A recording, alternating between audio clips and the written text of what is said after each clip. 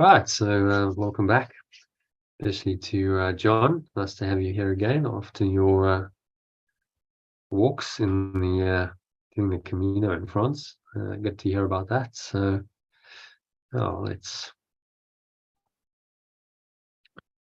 jump into our lesson for today. Well, our inspirational quote and some teaching just to lead into it, and then that'll lead us nicely into our lesson and the text.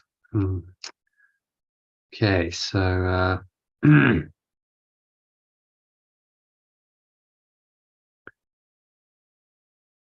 just going to go into share my screen with you. Let me know when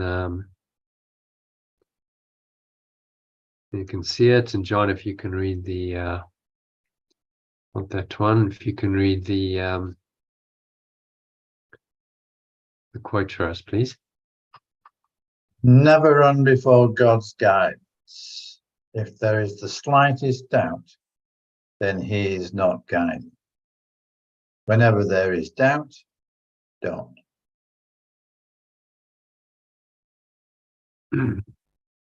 Oh, an interesting, whenever there's doubt, don't. A guy called Oswald Chambers, who was a Scottish Baptist evangelist, said that.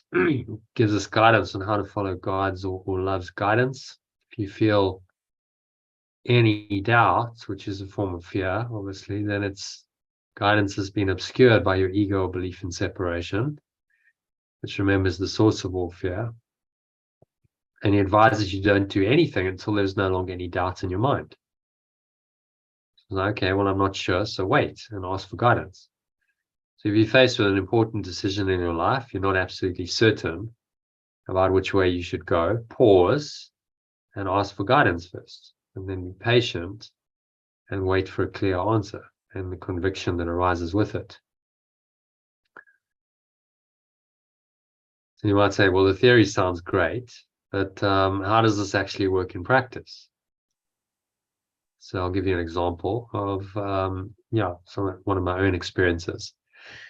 A couple of years ago, I was initially quite doubtful. I wasn't sure what to do. And then I received the guidance. It was very helpful, miraculously helpful in resolving the situation in the most peaceful way possible. I was in a situation which I was owed a significant amount of money as a commission on some work I'd done. I'd helped to arrange a loan facility for a client with a development bank. And the situation was the corporate finance company for whom I did the original work a few years earlier had been liquidated. So the liquidator appointed a lawyer to deal with payment of the commission owing to the now liquidated entity. So we wrote an agreement because it looked like it was imminent the year before. I'd actually written it, governing the distribution of commission to me, and there were a few other parties who'd introduced the transaction, so on involved. So the guy who'd been appointed by the liquidator was, no problem. He signed it. Never mentioned anything about other expenses or anything. Made no mention of any liquidation expenses should be deducted from the commission payable. But when it came to paying out the final tranche of it, so there were two kind of drawdowns, and so two payments due for the second drawdown on the loan. He said that these expenses should then be shared. So the company's expenses, liquidation expenses, etc., should be shared by all parties rather than paid by the company in liquidation from its share of the commission. I was like, well, hang on, these aren't our expenses. They're the company's expenses. You get a share of it. You pay your expenses. No, it needs to be equally shared, which was never in the agreement. So he was really just he's being greedy. He was trying to get more money for himself. And then he just made an offer to pay commission net of these expenses and other administration costs and the other parties involved, according to the agreement, saying we had a few days to accept or we wouldn't get anything. And I was like, well, this is outrageous. Created a temporary dilemma in my mind because it's like, so what do I do? You know, on one hand, he's being outrageous. I feel like it's totally unfair. So, okay, maybe we should, you know, take this further, take legal action. On the other hand, I had a 10-day silent retreat, which I'd booked for later that month, and I needed the money to go on the retreat. I couldn't, you know, I needed to pay and make sure that, you know, all my other expenses were paid. So the question was, should I take legal action to try and recover the full amount in conjunction with the other so-called aggrieved parties, or just accept the offer and go on the retreat? For a couple of days, I wrestled with it. I was unsure. It was a battle between letting the grievance I felt go, just accepting his offer. And then on the other side, the ego was saying, well, fight for the money. The ego was telling me it was rightly owed to me. The guy, you know, was being unfair. And, you know, you have to take a stand and not just be a doormat. So I asked for guidance. And it came to me not in a formal meditation or reflection. I'd done some meditations on it. I did the 10-step letting go process. I did the guided letting go theta meditation once or twice. But the answer came when I was chopping vegetables. I was making a salad, and it's just, I guess, quite repetitive. It's quite meditative. And then suddenly it was like this quiet voice, this still small voice called the Holy Spirit, the higher self, just said, just let go. And it was very clear, very calm. And I was like, oh, okay. And that felt right. It felt calm. It felt peaceful. So immediately that evening I acted on it. I was like, okay. So I emailed him, accepted his offer, and he'd actually, I didn't realize it, but he put a deadline on it for the next day. He was saying, you know, that this is the deadline for it. So I was like, okay. So I was just in time. I emailed him within 24 hours. He paid. I sent him the invoice. He paid, and there we go. I had the money. I could go to the retreat.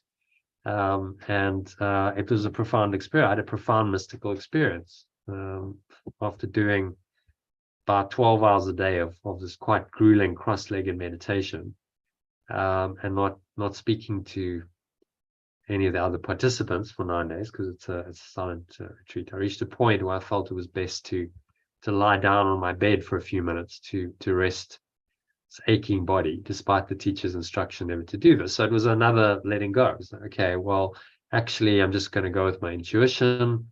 So I relaxed. I let go of the intense discipline of the practice, the form of it, and I just lay down. I remember just going, oh, that's so nice, just to lie down and not have to sit in this really uncomfortable posture, and just, you know, rest the body. And in that moment, I just completely relaxed and experienced a moment of intense presence, as Eckhart Tolle calls it, what Yeshua calls a holy instant in A Course in Miracles. We translate as a holy aware moment in our alternative art of letting go language. All conscious thought, any sense of time just dropped away, and I was merely aware that I was aware, although there's no attempt to describe the state. This lasted for a short while, probably under a minute, although I can't be sure because I had no awareness of time in that extended moment. And then this same higher awareness, or Holy Spirit, immediately interpreted the experience for me. So I went into this formless awareness. That's where the name came from. It was like, well, what could I call that? Just pure formless awareness. That's all I can say about it. For I don't know how long. There's no sense of time. I don't think it was very long, because there was a bell that was going for the next meditation, so maybe a few minutes. And then I came out of it, and it was like a sudden download. I just really got it. They call it Satori in Japanese and Zen. It's just sudden insight. You just sort of get it, really. And that helped me to understand more clearly than I'd ever done before that I'd invented the external world I perceived to be real as a way of justifying all kinds of unhappy, meaningless thoughts, covering over the pure formless awareness I just experienced so powerfully, which is the only thing of any real value, because everything I truly wanted, this infinite love, eternal peace, endless joy, permanent happiness, was contained in this awareness. It was so obvious to me that I'd covered it over, and everything that I'd subsequently experienced was my responsibility. So I experienced viscerally what Yeshua and all the great spiritual teachers have taught throughout time about this world being a veil of illusion. It's like, oh, okay, I get it. That's what's called a veil, because it covers over that awareness. It's like a veil covers over, something like a face, or covers a table or something, and you can't really see beyond the veil, covering the truth of our pure formless awareness of being.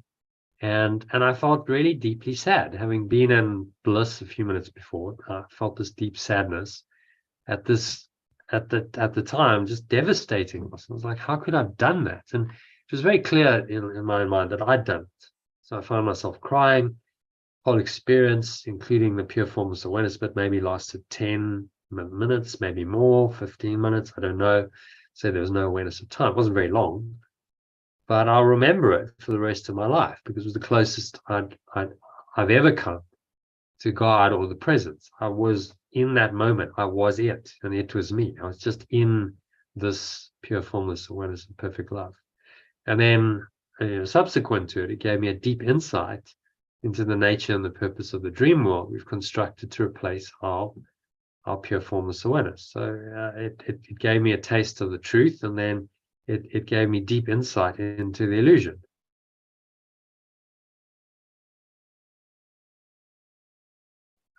Which is, both very positive. For a few brief moments, I was just this presence, just pure formless awareness, being aware of itself. Words can't really do the experience justice, but we have to use them in this dualistic world as pointers or signposts to enable us to share our experience with others. So if you look at it, overall, letting go of my attachment to the money because that would have blocked my whole experience. I just wouldn't have gone to the retreat if I'd been attached to the money. Instead of having that experience, I would have been fighting over the money, and my imagined grievance, which would have been strengthened by doing that in the seemingly difficult situation which I'd seemingly been unfairly treated. So all of that was really a setup for this miraculous experience and this mystical experience that was the most profound spiritual experience, I think, of my life. And there's no doubt that it made me a better teacher. I think I just got it on another level. And interestingly, very shortly after that, that was in end of May. And John, if you recall, 2021, in June, we started the course. You and Sue joined. Yeah, do that. Yeah. So it was literally within a week of that, I was then like teaching this, intensively, and it hasn't really stopped since then. And the community's grown and so on. So it was really preparation for what was to come, and I made a choice, the right choice for God rather than mammon, as Yeshua would call it. And as a result, things have flowed forward. Interestingly, because the lawyer died of COVID a couple of months later, which is probably how his guilt manifested, and what he'd done. And so if I'd chosen to take legal action, I probably would have got nothing. Would have just have had to claim the money from his estate, and then that's the whole performance. Then it's like, okay, now it's estate, and who knows how much would have been left, and it would have taken months or even years. So the Holy Spirit really knew what it was doing when it said, just, let it go, leave the outcome to me. And it didn't say you won't get the money. It just said, leave it to me. It was like, okay, maybe in future something might come around. But as it turned out, that was it. That was as good as it got. We got the money out, and within 2 months he was dead. And the rest of the money, just would never have come. And there was one of the guys I mentioned who was part of it. He said, no, I'm going to fight him. And he got nothing. So, it wasn't a clever decision to do that. And a year or more if I was letting go. Course and community, I wouldn't have been able to do this if I hadn't had that money. So you see it, and the point is I got the guidance, and I listened. I was, okay, well, if that's what it's telling me, I'm not going to be stubborn and not listen. I'm going to listen and just do what it tells me. And, the outcome was very positive as a result. I also met a couple of people at the retreat, led to 2 business opportunities, one of which I'm currently busy with the other one. I've got an ongoing mandate. And, so actually all good. And then earlier this year, it was so interesting. I received exactly the same amount as I supposedly lost as a deposit into my account from an entirely different source, but it was exactly that amount to the rand. And so I took that as a sign of the laws of infinite abundance and divine compensation working to remind me that there's no order of difficulty in miracles when I translated language corrections, and they can happen over any period of time. So, it took 2 years for the other money to come, but it was like, well, there's no time in spirit. And there's no order of difficulty in miracles that are there to correct, bless, and heal any situation. So that's a good example. Just one example, my personal experience of how anyone can receive guidance by letting go, and how these miracles or corrections can flow as a result of the right-minded decisions that you make. And, as a result of that, we are where we are. This community has grown. And I think if I'd made the wrong decision, it wouldn't have. Everything would have been very different. It wouldn't have played out in the same way. So, that's an example of how guidance can really help to do the will of God and allow, what's meant to happen if you will just be open and willing to listen and humble yourself. He humbles himself and be made great. I had to go, okay, well, that idea of, fighting my corner, not being a doormat, and this guy's screwed me over, I have to let all that go because it's not serving me. And just, okay, accept his offer without resentment. And I did largely. I just let it go. I went on the retreat. I was like, okay, well, if the money comes back, so be it. But if it doesn't, I wrote it off. So it was a great letting go experience, and that really advanced me on my path. And that's how it goes. Letting go leads to the guidance, which puts you on the right path and leads to miraculous things happening that are very beneficial for you and other people. So there's been many people who've benefited from that guidance, from me listening to the guidance in the last couple of years. The two of you and other people. I just wouldn't have been able to sustain this community probably if I hadn't had the money behind me. So yeah, so that's how it works. That's a good example, and the specifics aren't as important as the general principles. So there's a chat with David Hoffmeister and Francis Zhu from the Living Miracles community on exactly the subject: how to listen to the guidance of the Holy Spirit, or also called your intuition in more depth. So you can listen to that, and that leads us nicely into the lesson, which is on guidance. It's another lesson on guidance. So you notice these themes sort of repeat quite frequently. We've had lessons on guidance before. I'll step back and let him lead the way. Lesson 157, I think. So this is another one of those guidance lessons. Yeah, John, if you can read that quote. Read the lesson for us in the original and the alternative, and then we'll go into it in a bit more detail. I give my life to God to guide today. I give my life to perfect love to guide today. It's quite a statement, actually, if you think. I give my life over to perfect love to guide today. What does that mean? It means you ask for guidance. You say, okay, what would love do? And I have to let go of my own judgments in that regard and go, I don't really know. So when you empty yourself and you open yourself up, then love can come in. And that's exactly what I did in this, in this example. I was like, okay, I don't really know the answer. So I'm gonna let it go. I'm gonna ask for guidance. I did some spiritual practice around some meditations, and so I was in and then I'm just, chopping vegetables. I was quite an empty state. I wasn't thinking about it particularly. It's in quite an empty, kind of open, peaceful state, chopping away, and then boom, suddenly it just comes in. And it was very clear, okay, it's a very clear, concise message. You know, everyone experiences differently, but there seem to be some kind of universal principles to it. And the voice is usually very clear, it's calm, it's never desperate, it's just says, do that.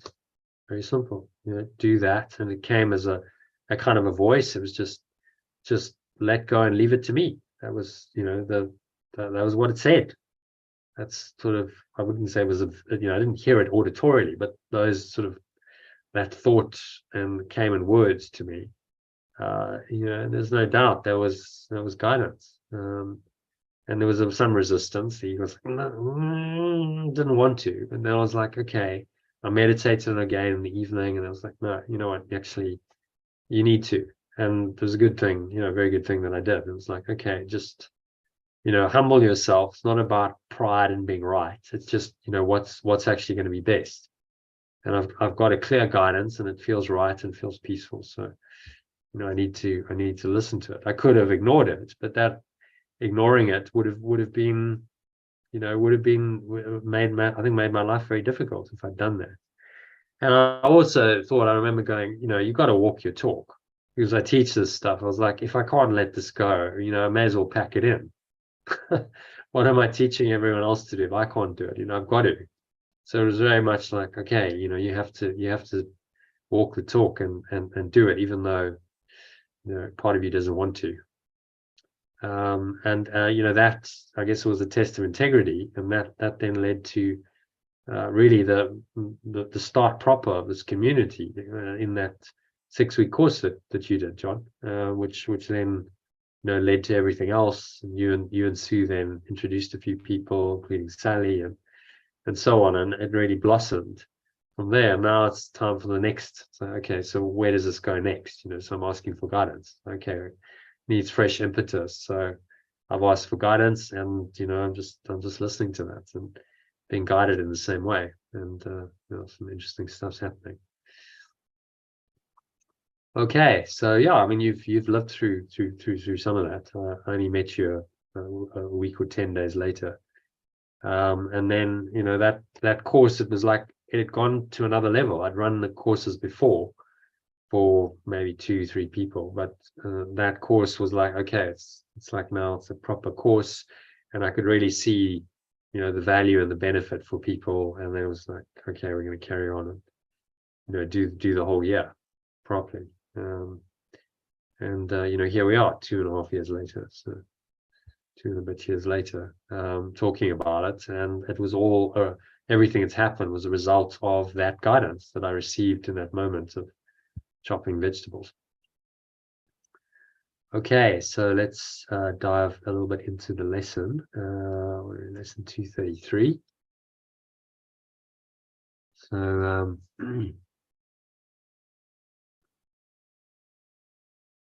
yeah, you can read that. Let's go down. I think shall we skip the there's some text to do as well, so we'll skip the there's an introduction sort of insert which I've included. You can read it on your own on what is salvation. But given the lateness of the hour, do you both want to do the text tonight? Yeah. Let's skip. Yeah, that's good for me. Well, we'll skip this and just do the lesson quickly. Very short lesson. So, Elaine, if you can read paragraph 1 for us.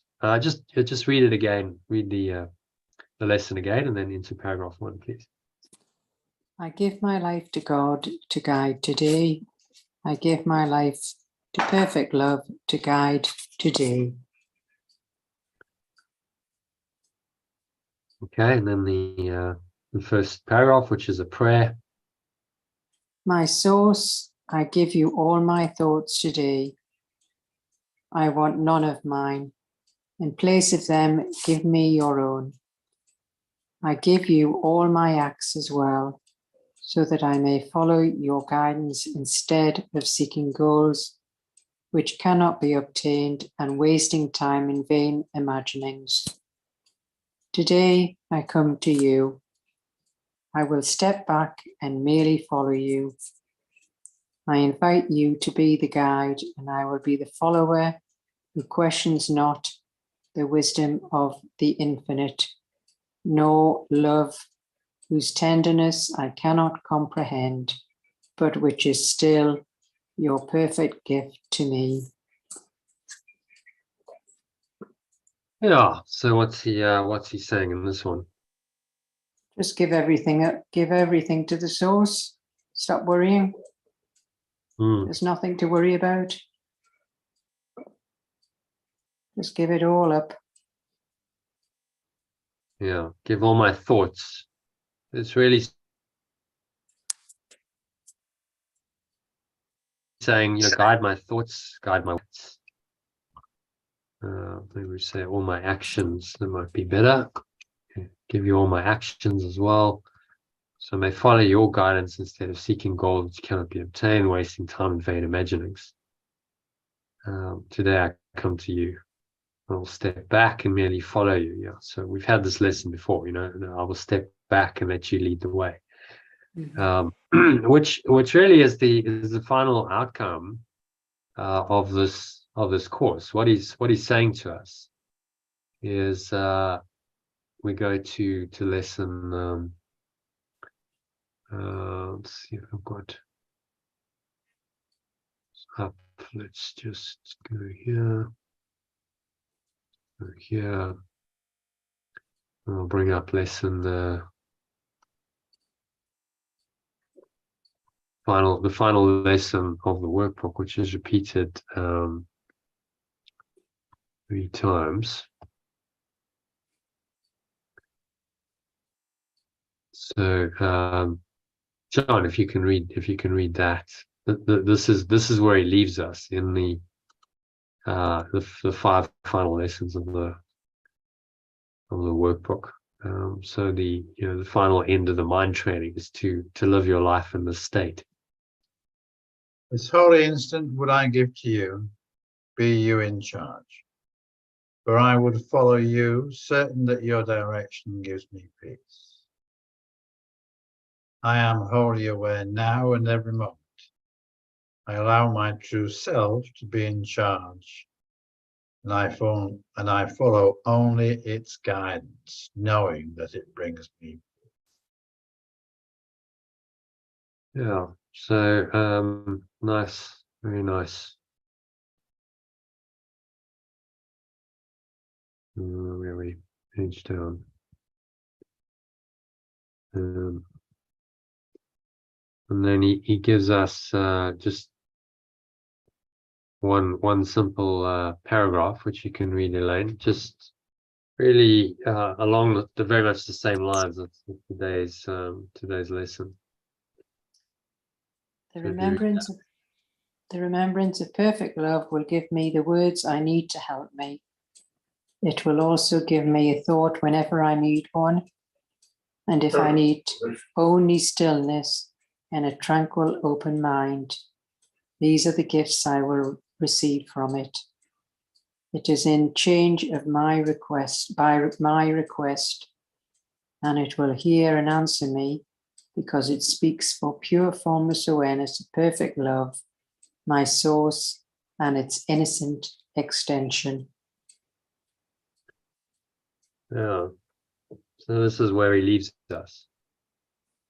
In the charge of the Holy Spirit, he's saying, whatever you need, thoughts, words, actions, it will all be given to you. And this is the final outcome of the mind training, that you are living your life now guided by the Holy Spirit. He says God takes the final step, so that will come, when you're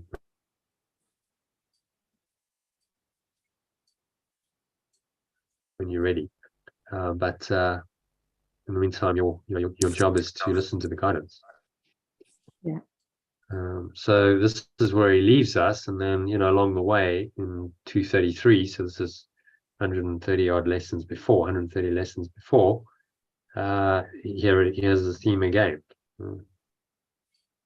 give you all my words, all my actions, all my thoughts, all my actions, so I may follow your guidance and not waste time, not pursue vain imaginings and pointless goals that the ego wants me to pursue.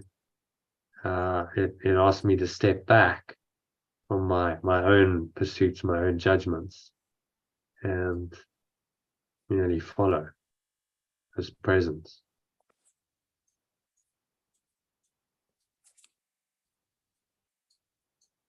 And it opens the way for this guide to come in. Invite you to be the guide, and I will be the follower. Questions not the wisdom.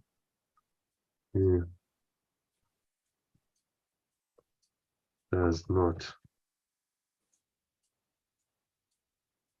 question. The wisdom of the infinite, nor love whose tenderness I cannot comprehend, but which is still your perfect gift to me. So, a lovely prayer addressing your source, and stating your intention. You know, the prayer is really same as affirmation. An affirmation, you're stating, yeah, that's powerful intention in an affirmative way.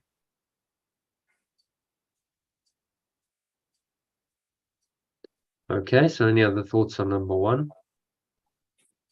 That's good, thank you. Yeah, that's good.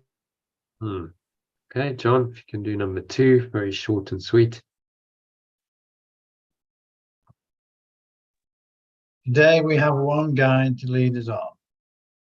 And as we walk together, we will give this day to Him with no reserve at all. This is His day, and so it is a day of countless gifts and mercies unto us. Alternatively, today I have one guide to lead me on, and as I walk with my companions, I will give this day to it with no reservations at all.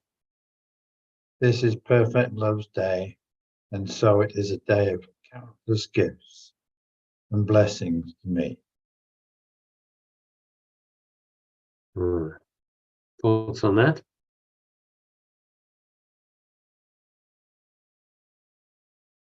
Well, I think it's an affirmation of our connection to Source and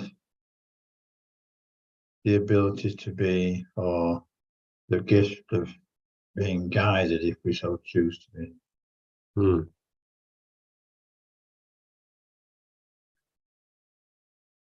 One guide to lead me on.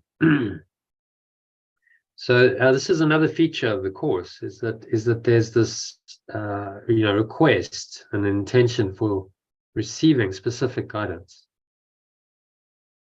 saying I'm going to surrender, I'm going to let go of my own attempts to judge and control my life, and I'm going to ask for this divine guidance to come in and show me. That's another big feature of it. Relationships are one of the biggest features, but this guidance is another big distinguishing feature. That the course repeats these themes. So he has similar lessons scattered through the workbook. This is another lesson on surrender and guidance, specifically and explicitly. Okay. So it's really just about, these lessons are really short and sweet, and it's about experiencing the guidance. The lessons are in the kind of ancient sutra format. They're very, very short, just short paragraphs. It's a short prayer, and then very short paragraphs. So he's keeping it very minimal. So there's not much for the mind to get engaged in, and we just use the lesson to take us into a deeper state of awareness. That's the purpose of it. So it becomes the catalyst for a deeper altered state in a meditation or breath break, and you use the lesson for that purpose throughout the day.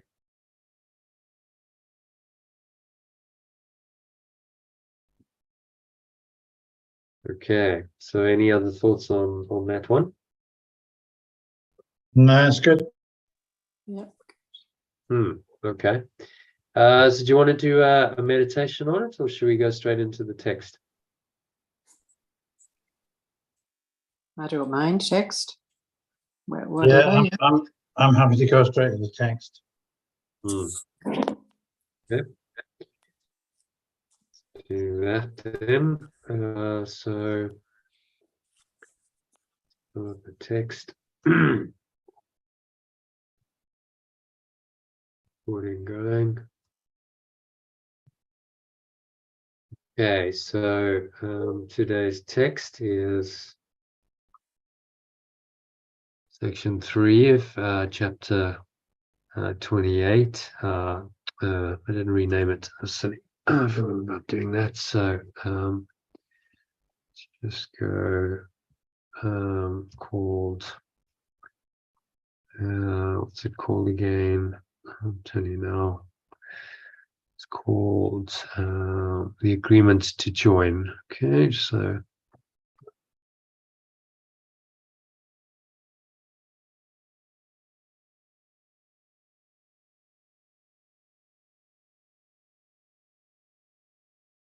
the agreement to join, and I think it is about 9 paragraphs, so not too long. So, John, do you want to kick it off with paragraph 1, please? It doesn't look like much to translate there, so just do it in the alternative down below. What waits in perfect certainty beyond awakening is not my concern. For I have barely started to allow my first uncertain steps to be directed up the ladder separation led me down. The correction alone is my concern at present. Here is where we must begin. And having started, will the way be made serene and simple in the rising up to waking and the ending of the dream. Without exception, when I accept a correction, I do not add my dream of fear to one that is already being dreamed. Again. When I accept a correction, I do not add my dream of fear to one that is already being dreamed. Without support, the dream will fade away without effects. For it is my support that strengthens. So what's he saying here? It's saying that as we let go, as we let go, the letting go process will become easier and easier and more evident. And we don't need to fear that it will come back at us. And we can any little extra additional fears that come in won't actually come to anything. I do not add my dream of fear to one that is already being dreamed. So the whole dream is a dream of fear, but I don't add to it through my own illusions. Let's see if we can I'm going to check we got the right recording device here. Switch it. Okay, let's make sure we got the correct.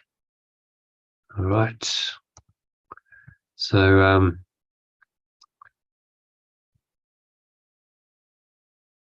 I don't add in my my dysfunctional dream into the equation, and I don't add to the dream of fear. If we look at this diagram, you see where the idea of a ladder comes from, because he's actually explicitly said the ladder of separation, hasn't he?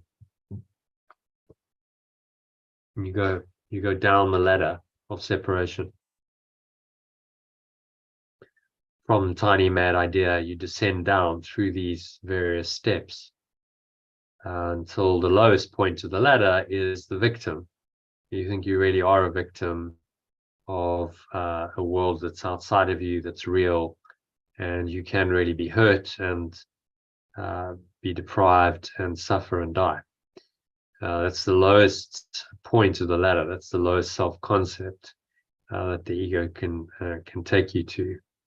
And from that we must awaken. He's saying you've got to climb up the ladder and go up these steps. So you've got to consider, as you climb the steps, you've got to actually face whatever the block is. You're facing accusation, blame, and attack. That's a stepping stone. The concept of a fearful, wrathful, vengeful God, which might be well entrenched in your mind, that's a stepping stone back up the ladder. So as you face the ego and you realize these ideas are illusory and you let them go, that's how you climb back up the ladder. And that's what the Holy Spirit's doing constantly. The blue arrows is reinterpreting.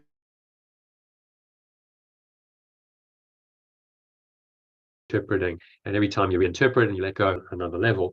And so you're returning that way back to the tiny mad idea that kicked it all off.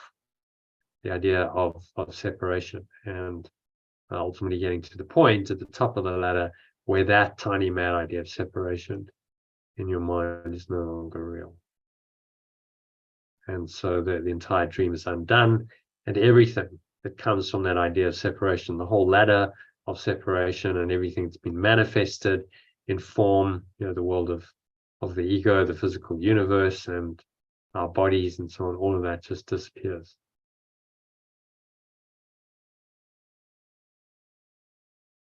So that's where the ladder of separation comes from. It's just diagrammatically visualized. It even says here, climb up the ladder of separation. Up the ladder, separation led me down. So separation takes us down by honoring all these egoic thoughts, and then climbing back up means I've got to look at those thoughts, but come the stepping stone to the next level, and so on. And that's how we reverse the descent into hell, and it becomes a stairway to heaven. So the same way we came down is the way back. We just perceive, those blocks and those obstacles on the way down as now differently to help us awaken. Okay. So happy with that one, number one. We move on to number two. So Elaine, if you can read that. No mind is sick until another mind agrees that they are separate, and thus it is their joint decision to be sick. If I withhold agreement and accept the part I play in making sickness real, the other mind cannot project its guilt without my aid in letting it perceive itself as separate and apart from me. Thus is the body not perceived as sick by both our minds from separate points of view. Uniting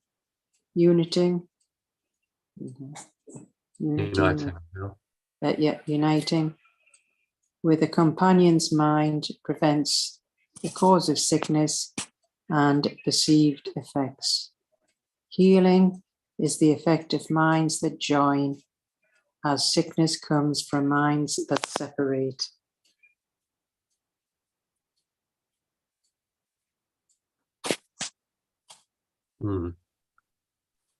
Okay, so thoughts on that? So really the healing is the effects of minds that join, and sickness is the minds that separate. That sort of really puts it in a nutshell. But obviously there's more depth to it, as the paragraph is saying. Yeah, I was saying no mind is sick until another mind agrees that they are separate. Isn't that interesting? So someone is sick, but then the world confirms that and says, oh, okay, so you're sick, therefore you're separate from everyone else, so you need special treatment, so you go to the doctor, or you get put in an institution like a hospital or something, which literally separates you from everyone else. So no mind is sick until another mind agrees that they are separate. That really is a kind of global summary of the whole medical industry. No mind is really sick until another mind, i.e. in this case the doctor, medical professional, agrees that they are separate. Yes, the doctor says you are a separate person. Yes, you're going to be treated specially and separately because you're now sick and you've got this particular condition. And so I diagnose it, and then we have a treatment, and you go to a special place, which is a hospital that's apart from everyone else. And now you are called a patient, and you have an identity as such. Do you see? And that's what we've done. We've created this whole system to now give agreement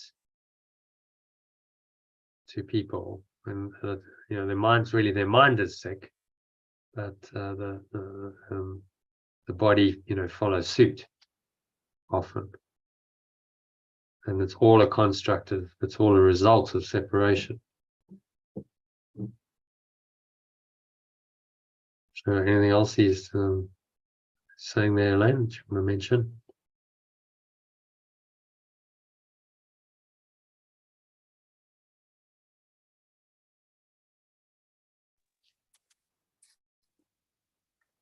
Any other thoughts on that?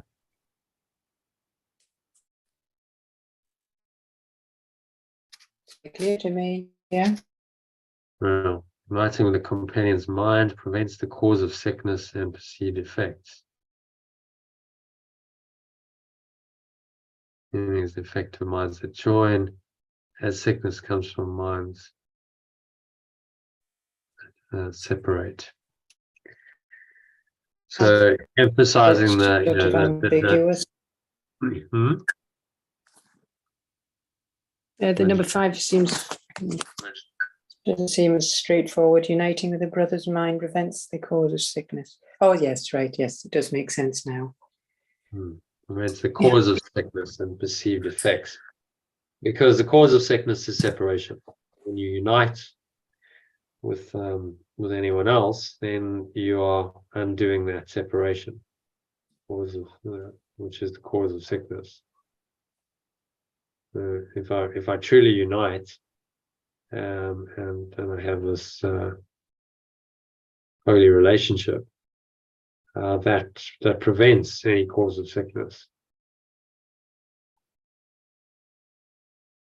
And so healing is the effect of minds that join, as sickness comes from minds that separate.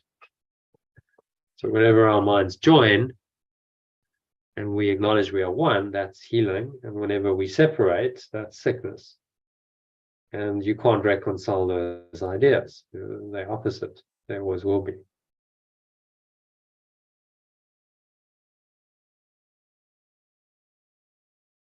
Okay, any other thoughts on that? Shall we go on to number 3? John, happy with that? Yeah. Yeah, I'm good with that.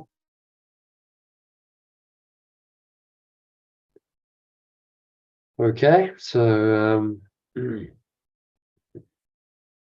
can read number 3 in the alternative. I think it's just going to be a guide at the end there. It's going to be translated. Otherwise, it's pretty simple.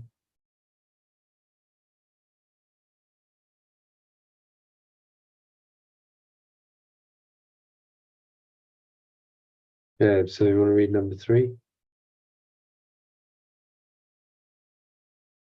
I think it's John.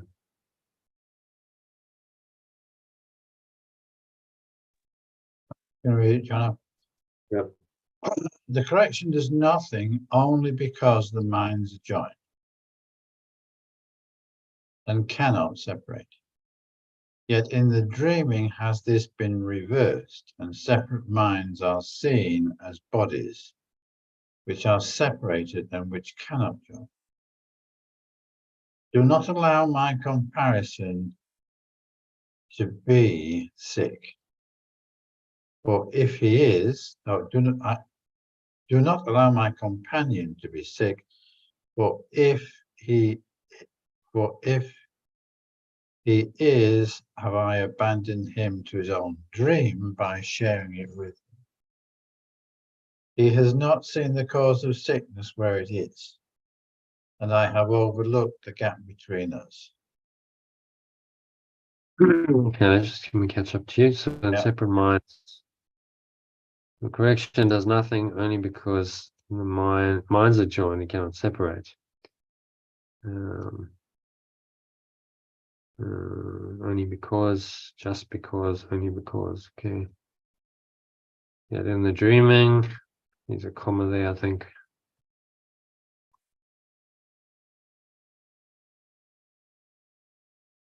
This has been reversed. And separate minds are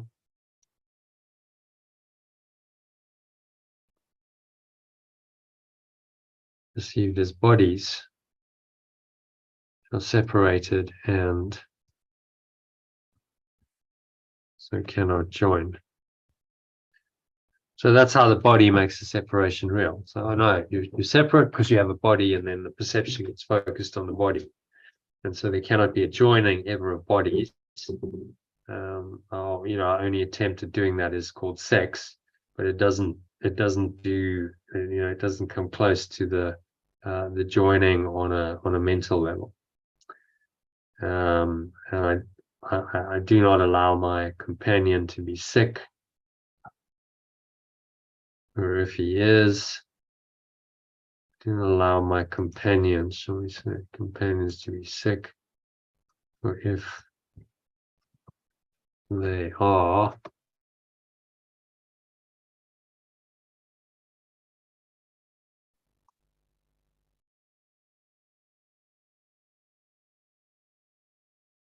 I have abandoned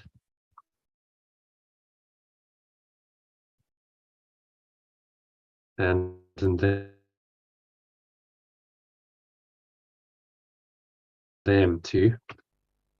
own dream.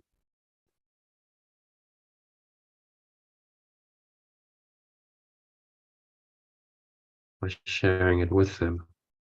So that's an interesting point, isn't it? You think when someone is seemingly sick, from the Course point of view, the worst thing you can do is go and give them sympathy.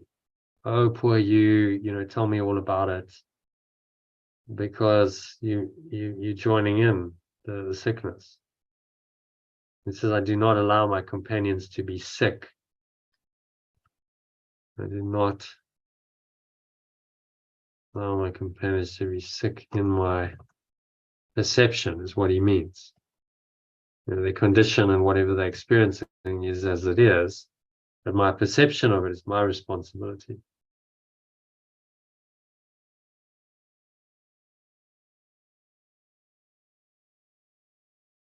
Or if they are, I've abandoned them to their own dream by sharing it with them. So I've now made their dream real. And every sick person, if they identified with it, wants confirmation that they're sick. And so they get a consensus. And they try and show other people that they're sick, and they get everyone to agree. And then, that confirms the sick identity of the ego.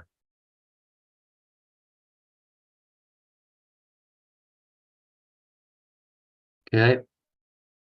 And then to own dream I shared with them. So they've not seen the cause of sickness.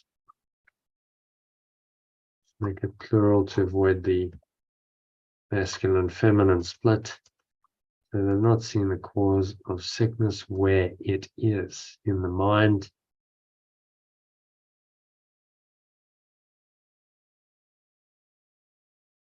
And I've overlooked the gap between us where the sickness has been bred. You want to carry on, John? Yep.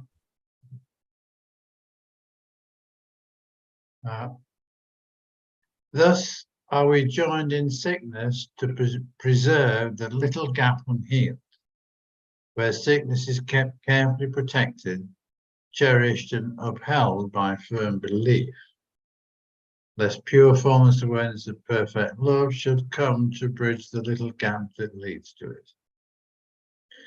Fight not its coming with illusions, for it is its coming that I want above all things that seem to listen in the dream.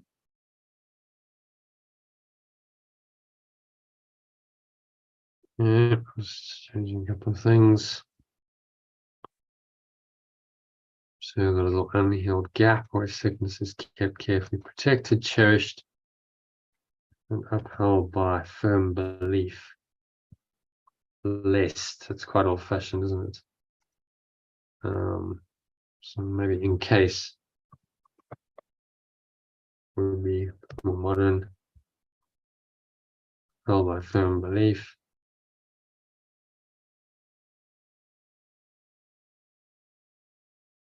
There's pure formless awareness, perfect love, doesn't any comma, maybe not. There's pure formless awareness, perfect love should come to bridge the little gap that leads to it. So sickness is a defense against the truth.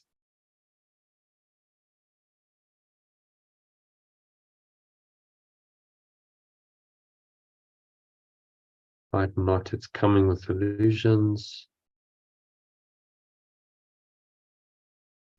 So I will not fight. Coming with illusions. For it is its coming that I want above all else, above all things.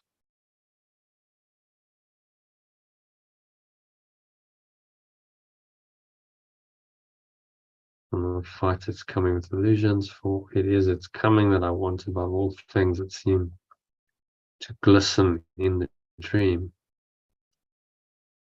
So by glisten, he means to attract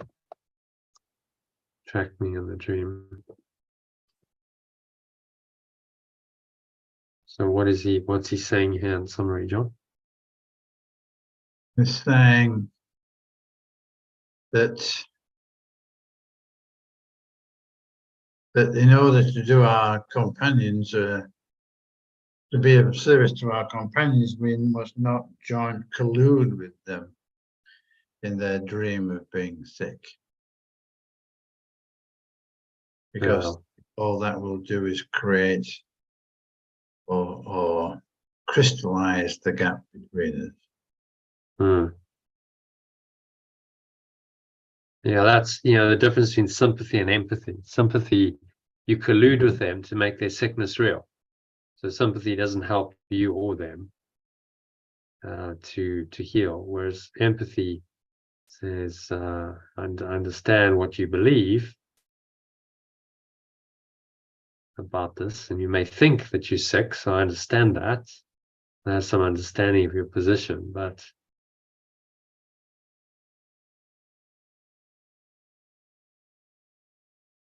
it's coming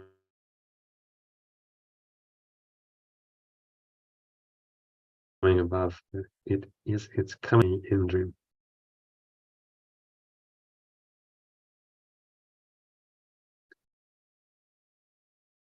So asking us again to choose the opposite to sickness, which is healing. Let go of the illusions. Stop protecting, really the ego.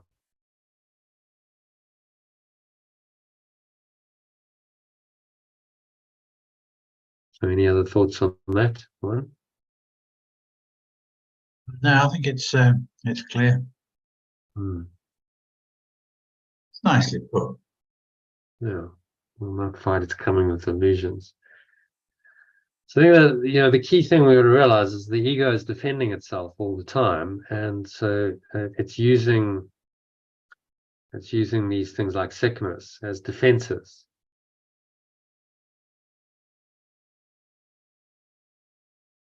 Against the truth. And so you never sex against the truth that the ego is employing as a, you know, another attempt to hijack your mind and get it again to identify with yourself as a body and not immortal.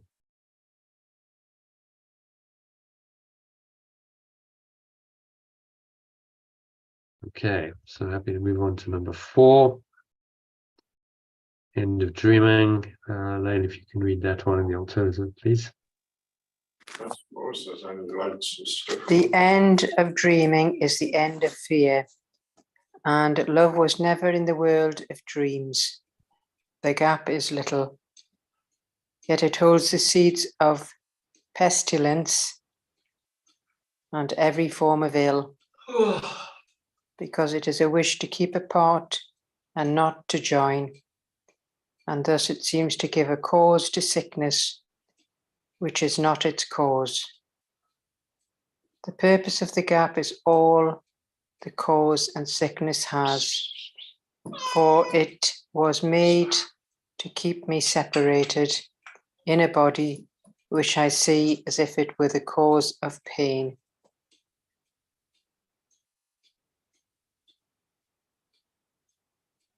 Okay. Let me just change a couple of things here. Purpose of the gap is all the cause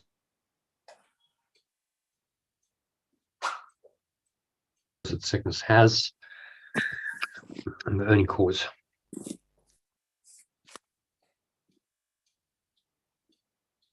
That purpose of the gap, he talked about this little gap. Yeah. It holds seeds of pestilence in every form of ill, every form of ill, because it is a wish to keep quiet and not join. Wish to literally, you know, in Afrikaans, which is a derivation of Dutch, and so from the South African language, that separateness is called apartheid, to be apart, you know, apartheid. Separation, that's the problem. The wish to stay apart, apartheid.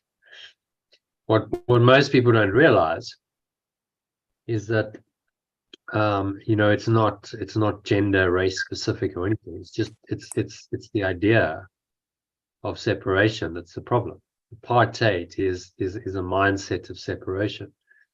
So you can't fix it by engaging in more apartheid, in more separation. That doesn't work. You know that's been clearly demonstrated in South Africa. That you know, that same mindset, now just seemingly justified because it's going the other way. It's still the same problem. You still maintaining the separation. The minds are not joining. And so now it seems to give a cause to sickness, which is not its cause. The purpose of the gap is the only cause that sickness has. Well, so the gap is meant to so let's go back to the gap. Bridge the little gap that leads to it. This is where the gap came in. Cherished and upheld by firm belief in case pure forms of words to come should come to bridge the little gap that leads to it. So the gap is the gap in your current understanding. You don't maybe fully understand the truth, so there's a little gap between full understanding of the truth and where you currently are. And the purpose of the gap, the purpose of the gap, which is to maintain the separation at all costs, is the only cause that sickness has. So that purpose of the gap, in other words, maintaining the separation, is the only cause that sickness ever has.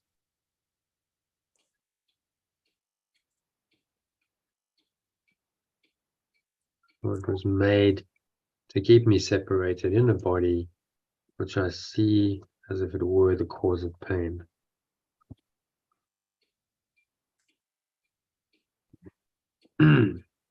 Okay, just read it from the top, if you don't mind. The end of dreaming is the end of fear, and love was never in the world of dreams. The gap is little, yet it holds the seeds of pestilence and every form of ill, because it is a wish to stay apart and not join. And so it seems to give a cause to sickness which is not its cause. The purpose of the gap is the only cause that sickness has. For it was made to keep me separated in a body which I perceive as if it were the cause of pain.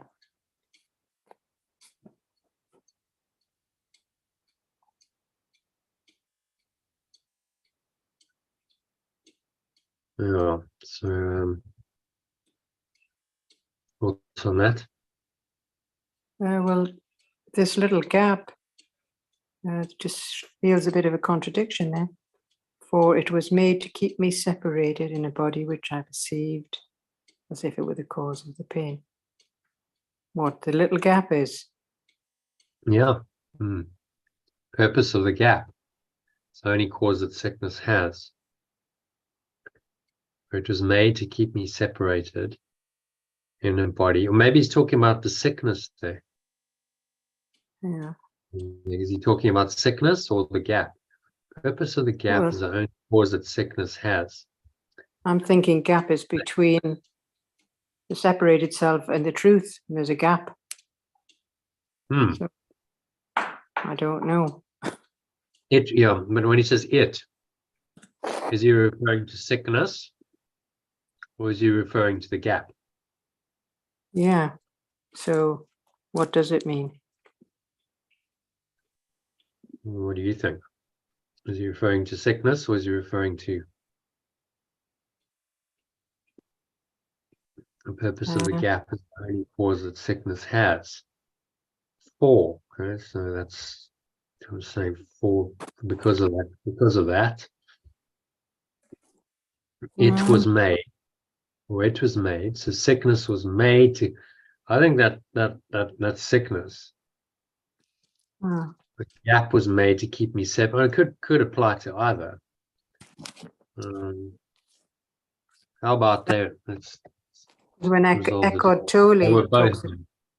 when he talks about the gap, it's that sort of stay in the gap. Yeah, well, he's talking about the space in your mind where, you know, there's a, yes, that's right. It's awareness.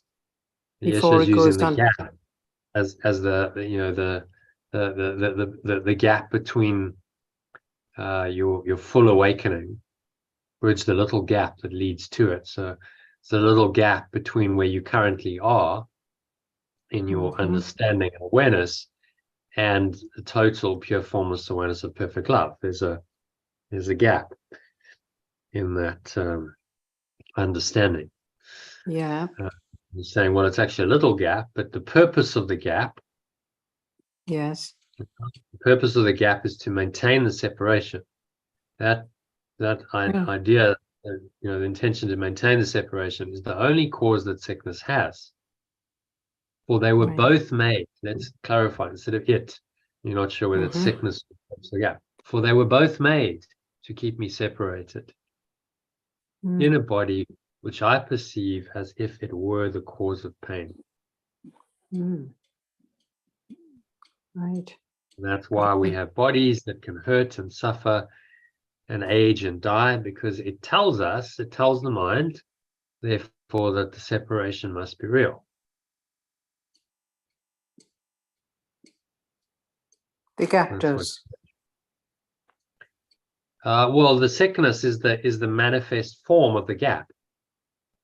So the gap in your understanding isn't as obvious, is it? I mean, we're talking about the internal and the external aspects of reality here. So the gap would be happening on the interior level, interior individual I, the subjective self. Yeah. So in my thoughts, my emotions, my understanding, which is internal, I have this lack of understanding, Right. a gap. So that's happening in the interior upper left quadrant, interior I state. And then the sickness is the manifest result of that. So in order to perpetuate the gap, my understanding, I now have sickness, which tells me that yes, you definitely are a body, and you definitely can hurt, and you can get sick, and you can die. Right. You know, death is never very far away from sickness, because you know, where does sickness lead? It leads to death. So that then becomes the manifest effect of the gap in my understanding. And now I'm sick, which then reinforces, goes back into the mind and says, yes, well, this thought system, the gap is real. You cannot be perfect love now, pure form of someone is a perfect love, because you're sick. The body is sick. So it becomes the best evidence for that, you know, remaining gap between your mind and pure form of someone is perfect love. And seems to give evidence for that through the body's experience of sickness. What you want to realize is it's all false.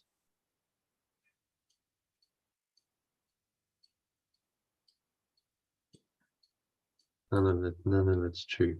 So is that clear? I mean, I think this diagram, it's useful to split it into these quadrants, because then you see he's talking about the internal aspect and the gap on the one hand, and then he's talking about the exterior aspect of it in experience in our lives in the body as sickness.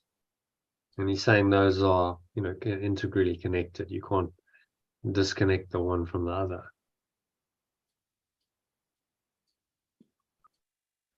Okay, so does that make sense? Yes. Okay, anything else in number 4? What else is he saying? He's talking about the gap. Sickness is part of the gap. Manifest effect of the gap. End of dreaming is the end of fear. It's quite a profound line. And love was never in the world of dreams.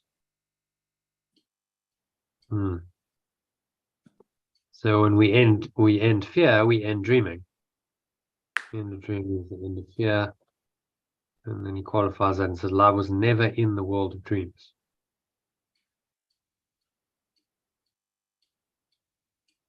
Love was never here. And so really the gap is very little, just a tiny part of the tiny mad idea, lack of understanding. Yet it holds the seeds of pestilence in every form of ill, because it is a wish to stay apart and not join.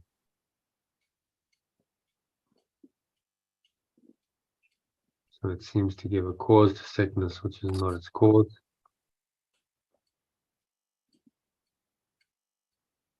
And that's the gap is maintained as long as you believe in sickness, because you have to believe then that you're not pure form of someone is a perfect love, that you're a body. Only bodies can get sick. Pure form of someone is a perfect love cannot be sick by definition, because then it wouldn't be pure form of awareness, perfect love, would it?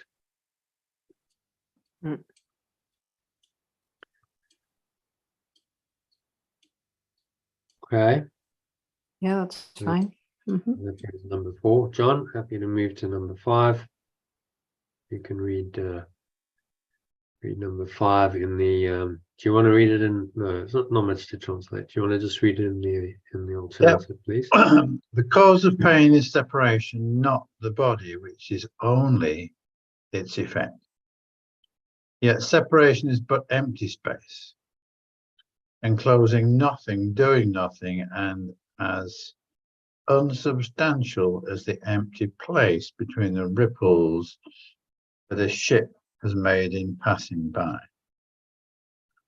and covered just as fast as water rushes in to close the gap, and as the waves enjoining it cover it. Where is the gap between the waves when they have joined and covered up the space which seemed to keep them separate for a little while? Where are the grounds for sickness when the minds have joined to close the little gap between them, where the seeds of sickness seem to grow?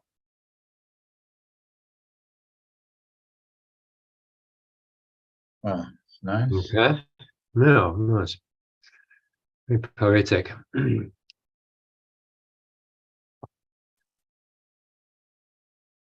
So he's taking us back here. I mean, it's just kind of taking us back to this fundamental principle that separation is the cause of pain, and as soon as we have separation, we have pain, which we believe is this part of this world, but can only be a part of this world when we believe we are in the illusion. And as we close the gap between our companions and not allow projection to come into our views of one another, then we start getting back to one.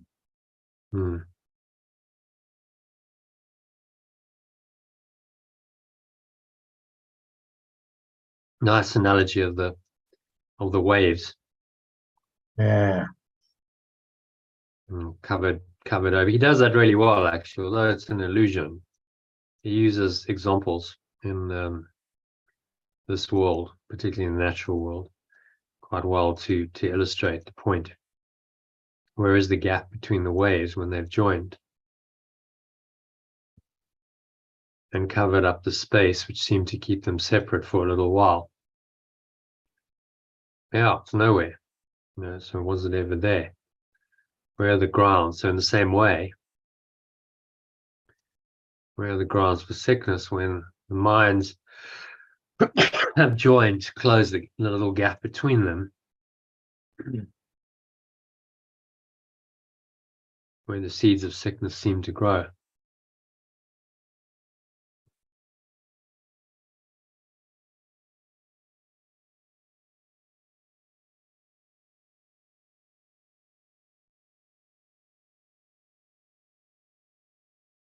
So how can it be? What are you saying? So how can this be at all? There is no real gap. It was a temporary illusion, just like the wake of a boat. There's no genuine separation. It just appears to be so, but actually it's closed and covered over very quickly. In the same way, the mind can just merge back into its natural state of oneness. There are no ripples. There's just the ocean, empty space. Empty space, maybe translate that as, between the ripples that the ship has made in passing by, and cover just as fast as water rushes in to close the gap and the waves in joining cover it.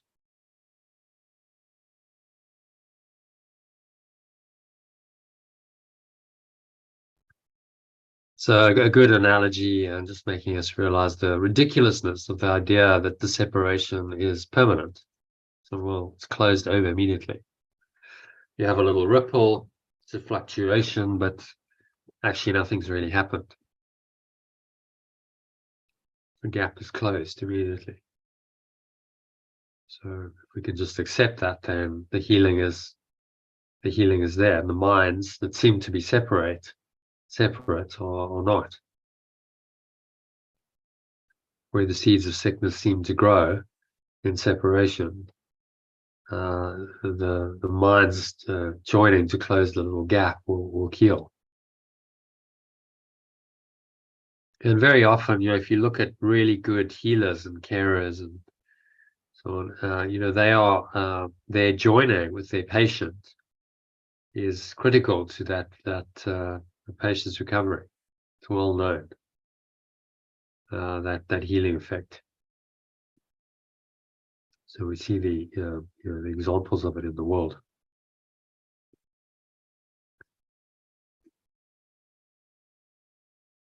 Okay, so any other thoughts on number 5? Should we go to number 6? No, it's good. Carry on. Okay, Elaine, if you want to go to number 6 then. Pure formless awareness of perfect love builds the bridge, only in the space left clean and vacant by the correction. The seeds of sickness and the shame of guilt it cannot bridge, for it cannot destroy the alien will that it created not. Let its effects be gone, and clutch them not with eager hands to keep them for myself. The correction will brush them all aside and thus make room for it who wills to come and bridge its extension, returning to itself.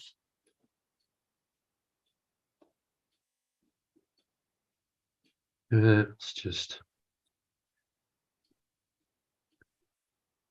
towards the bridge.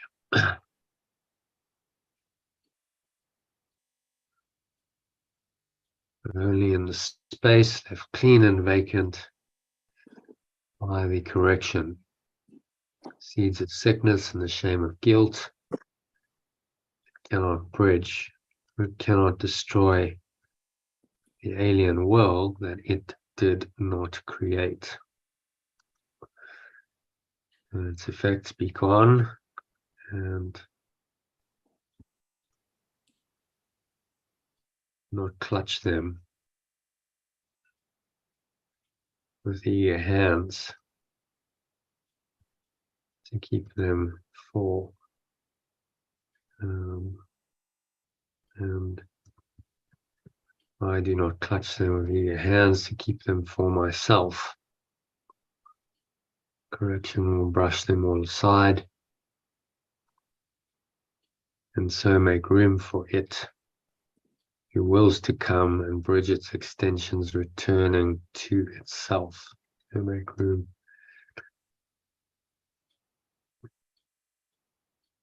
For it who wills to come and bridge its extensions, returning to itself. Then I'll say for the presence.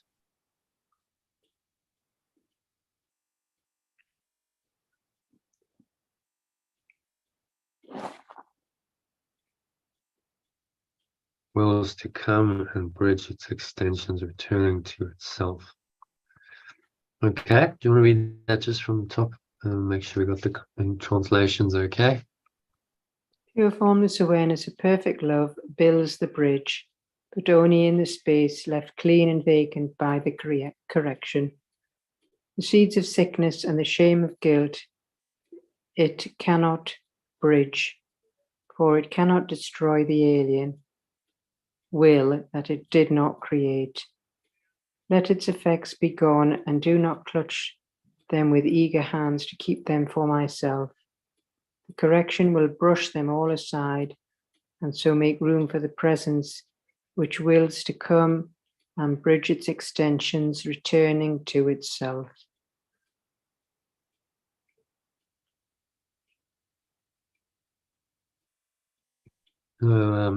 What's he saying in this one? About pure formless awareness building the bridge, but we need to keep the space, the gap between clean and vacant by the correction. So seeds of sickness and shame cannot be bridged because it didn't create it. So we let its effects be gone, let it go from clinging on and clutching at it. So the corrections will brush them all aside and make room for this pure formless awareness. So that we can return to itself, thus being the extension. Cannot bridge the seeds of sickness and the shame of guilt, for it cannot destroy the alien world that it did it did not create.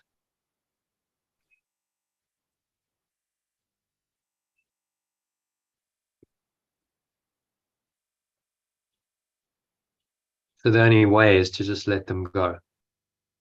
You don't try and work with illusions and make them real and try and fix it. You just let it go. So Yeah. So I let its effects be gone, and do not clutch them with eager hands to keep them for myself. Corrections will brush them all aside. Quite a nice phrase, that, just brush them aside. Not a big deal, just brush them off. And so make room for the presence, which wills to come and bridge its extensions, returning to itself. Brings to mind a scene from one of the Star Wars movies. Just came into my mind, so I'll share it because it's a good example. So in the movie, Luke Skywalker, who's now a Jedi Master, he's quite old, and he is former apprentice who he taught his turn to the dark side. He's a very angry man, and so Luke Skywalker projects himself with his mind. He's not actually there, but he just projects an image of himself into this scene, but it looks real, and so the apprentice thinks it's him. So he walks out and he faces the whole army just on his own, and the apprentice is like, right, destroy him. So it's like all guns blazing, like just like firepower, like, and like a huge crater, and after a minute of this, the commander says, stop, he's got to be dead now. And then he climbs, the dust sort of settles, and Luke Skywalker climbs out of the crater and just kind of does a little brush off, goes which gets the guy completely irate. His apprentice is now furiously angry.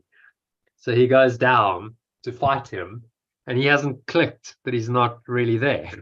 He's so obsessed with trying to kill him that he doesn't realize he can't kill him because he's just an image projected. There's nothing material there.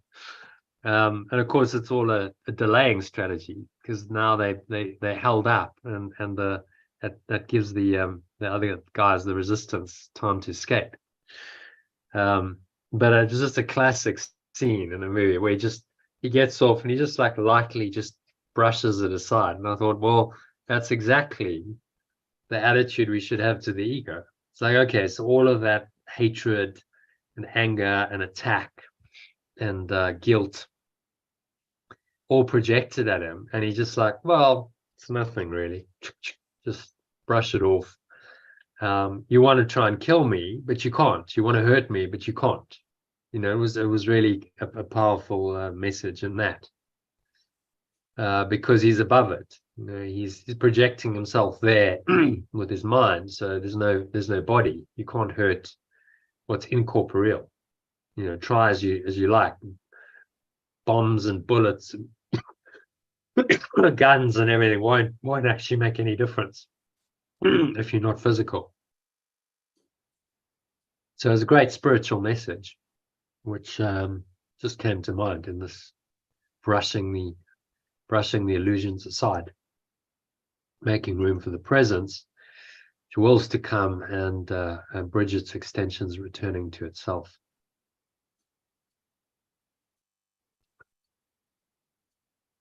Okay, so any other thoughts on number 6?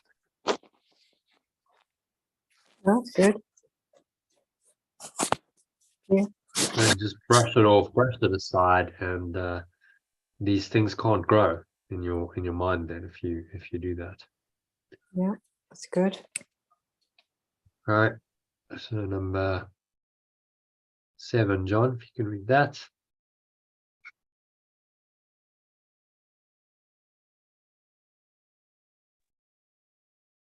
Count then the silver corrections and golden dreams of happiness as all the treasures I would keep within the storehouse of the world.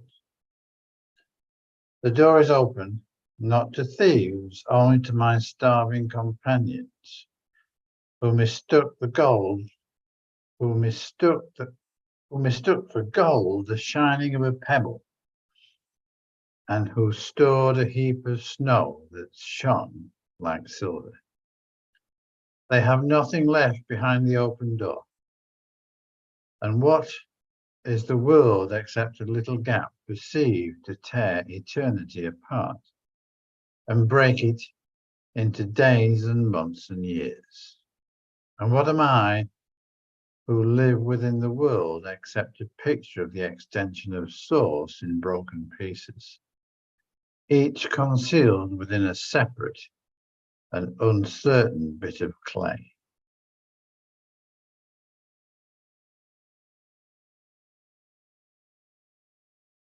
Mm.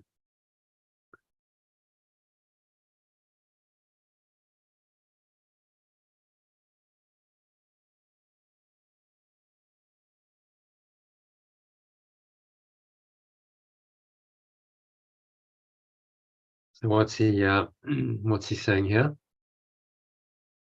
It's saying that all that glittered is not gold. And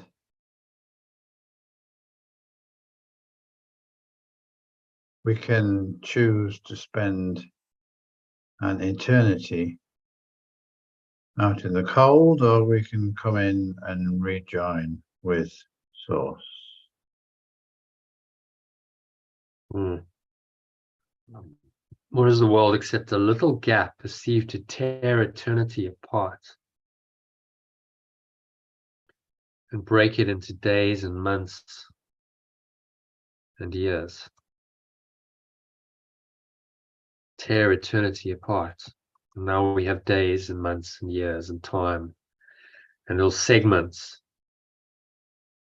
of what is actually, one awareness.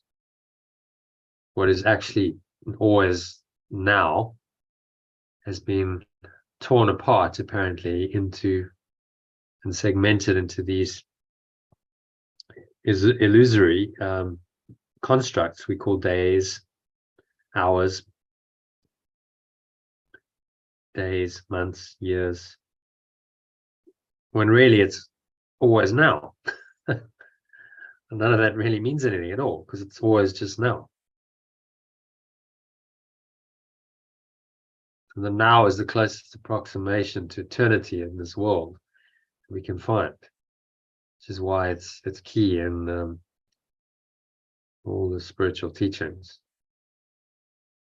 Because if I'm just in the now, then I'm in the eternal. Because the now is eternal. It just carries on and on and on. Every moment is now. It's such an obvious truth, isn't it? And yet it's overlooked by most people in the world. It's always now. Okay, so the now is eternal. Never changes. Anything that's changing is in your perception. You don't perceive it so. You think there's past, you think there's future, you think there's days and months and years. You live your life by these constructs when it's only ever now. It still gets me. It's mind blowing what he's saying. Because if you think about it, fundamental to our illusion in this world is time. Without time, without measuring it into days and months and years, what would life be the same? It wouldn't. Our life is time bound, governed by time. Yet it's always now. It's never not been now. So our job is just to realize that while we're apparently living in the construct of time, days, and months and years, it's actually always now. So eternity, when I'm in the now, I'm in eternity. That's the closest approximation to eternity in this world. If I'm rooted in the now, I'm just present, then I'm close to eternity, because eternity doesn't change. Eternity is always now. That's why the now is so important in spiritual teachings, because it's the closest approximation to the state of eternity. And eternity doesn't mean forever. Eternity means timeless, no time. That's what eternity means. A state in which there is no time. So none of these ideas of time, days, months, years, hours, and so on, really exist there. Past and future doesn't exist there. It's a timeless state. And he finishes off, what am I who live within the world except a picture, the extension of my source in broken pieces?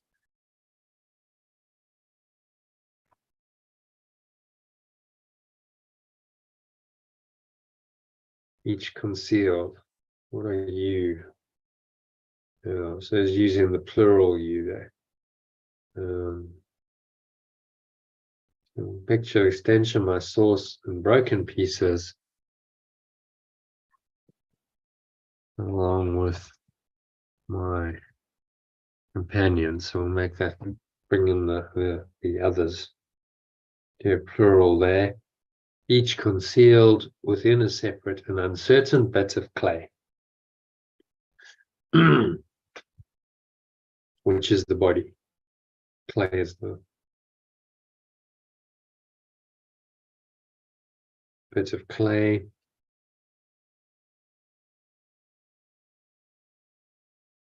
We'll keep that. I think the idea that we just made of clay, like some kind of figurine or something.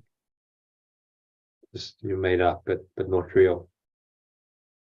Separate and uncertain bit of clay. And so the clay is temporary. The clay will not last. The clay is breakable. Its lifespan is very limited. It's certainly not eternal.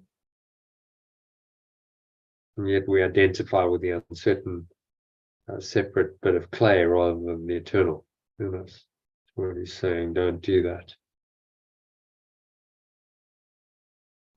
Is the world except a little gap perceived to tear eternity apart and break it into days, months, and years? And that's what the world is, just this gap. We kind of fell through a crack. I always think that's a useful analogy. If you go back to the diagram, it's like that idea, tiny mad idea of separation, opened a crack in the mind. We fell into the crack, and it's like we're still falling, going down the ladder of separation, going all the way down through these various levels of the mind to eventually end up in time and space, believing that we live in a world of linear time with hours and days and months and years, and our life is on that linear timeline, and we believe we're individuals living out these pretty pathetic, helpless lives, trying to somehow make it work, figure it out, get some meaning and purpose in this world, and failing time and again, not finding it because we're looking in the wrong place.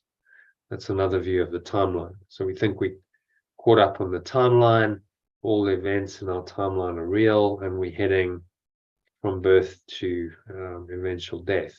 And that's what the ego is telling us, that it all seems to be very real. And he's saying, no, that's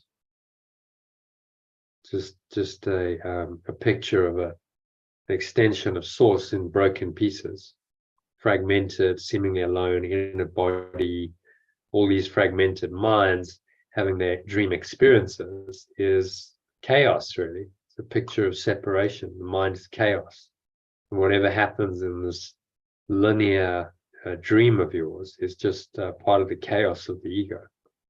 To keep the mind separate and chaotically engaged in its dream life and as far away as possible from its source, which is eternal.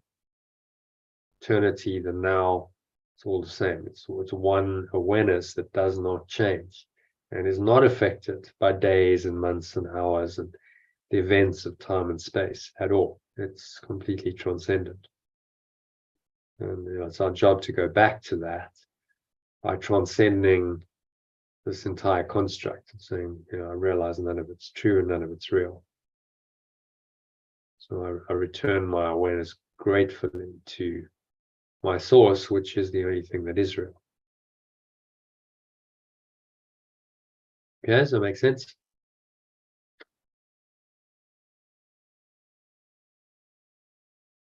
Yeah, that's fine.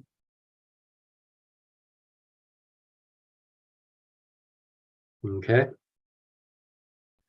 And saying, the other point here about times is don't mistake the treasures of this world for real treasures. Saying, mistook for gold the shining of a pebble, stored a heap of snow that shone like silver. And we thought these things would last, but they're not. The pebble is of no value, and the heap of snow won't last. It shone like silver, and you thought it was valuable, but it's very temporary. So using great analogies to show us that the things of the world that we value, that we treasure and we try and keep and hoard, and won't last, and they'll disappoint us. They have nothing left behind the open door. Door is open.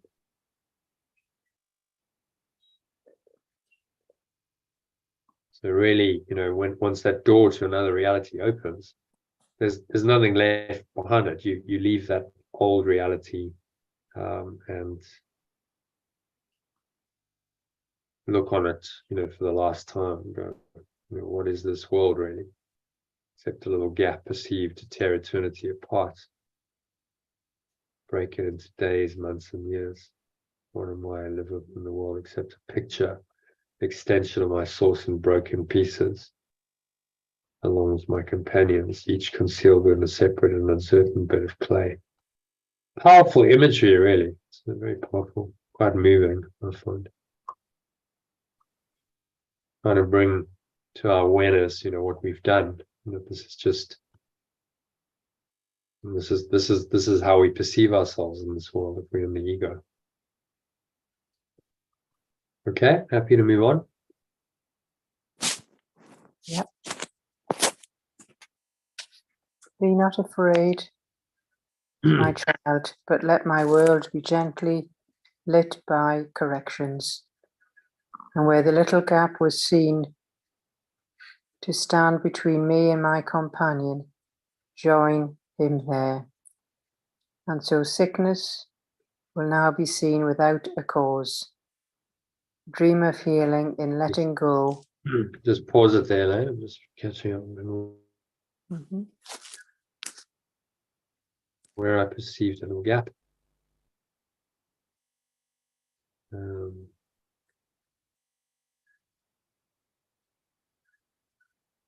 Good.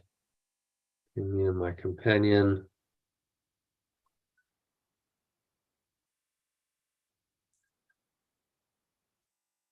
Me and my companions.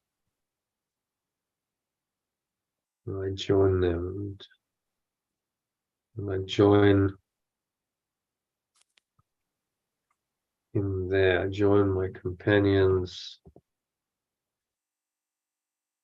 I perceive the little gaps stood between.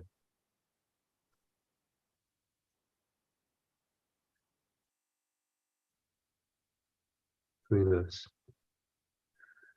And so sickness will now be seen without a cause. And so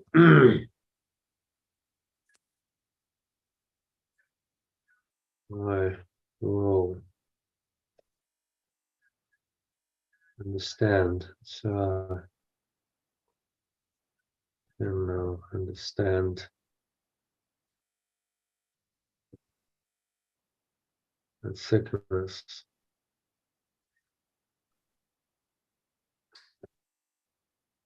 is without a cause.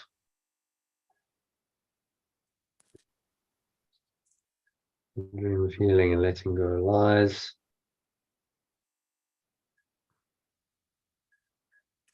Okay, you want to carry on, Elaine? Dream of healing. The dream of healing is letting go lies and gently show me that I never sinned. So lies and letting go. Dream of healing, lies and letting go.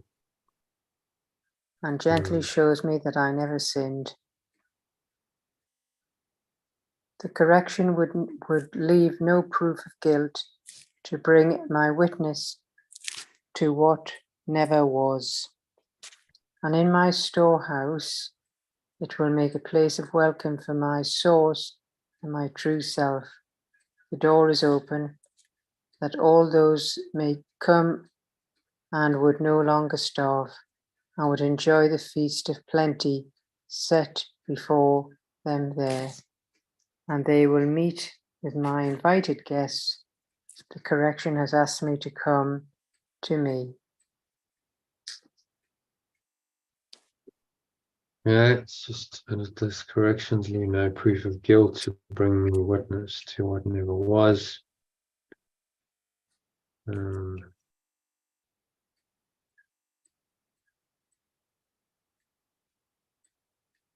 my storehouse will make a place of welcome for my source.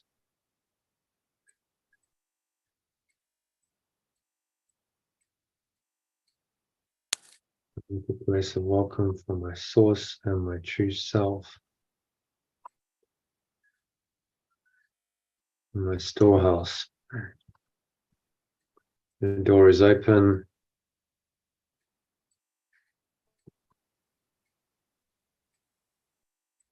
And all those may come who would no longer starve.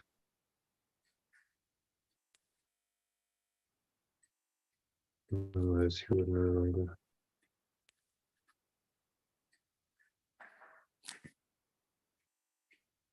may come.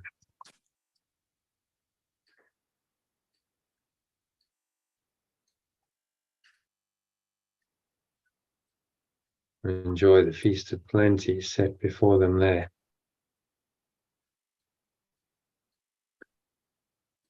And they will meet with my invited guests. The correction is asked to come to me.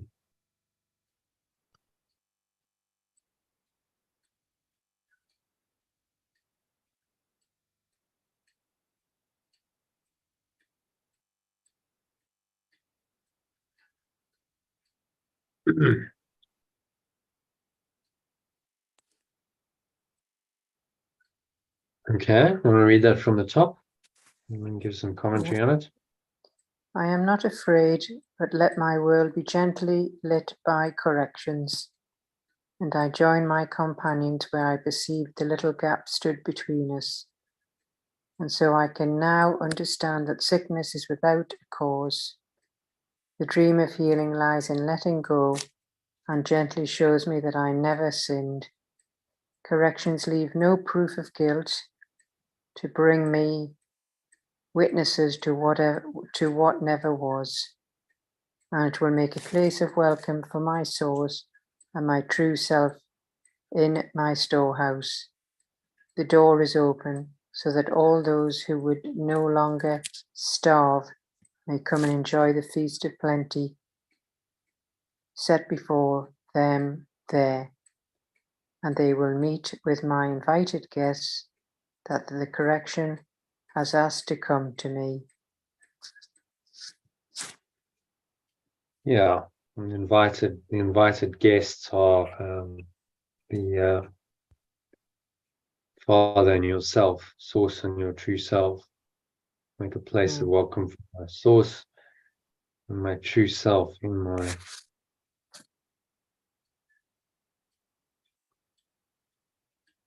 your storehouse. Yeah, so the idea of a kind of a feast of plenty, and your invited guests coming to the feast are your source and your true self in the storehouse of your mind. Right.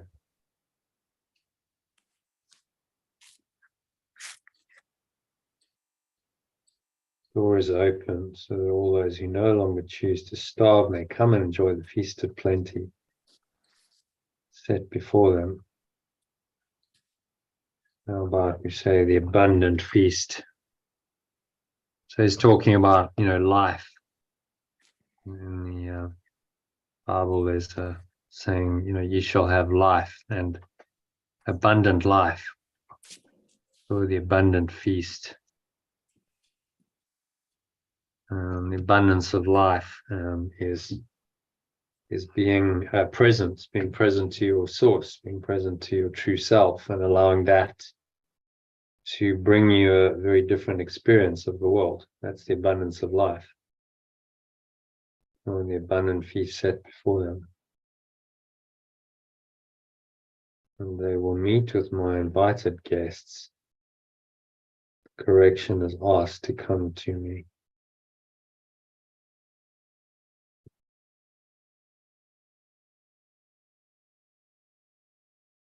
And so I invite everyone in. What's he saying here, really?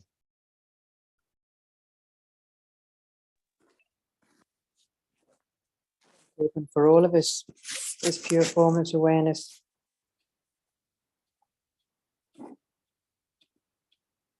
We don't have to starve, so we can all enjoy the feast together. Nice way to put it.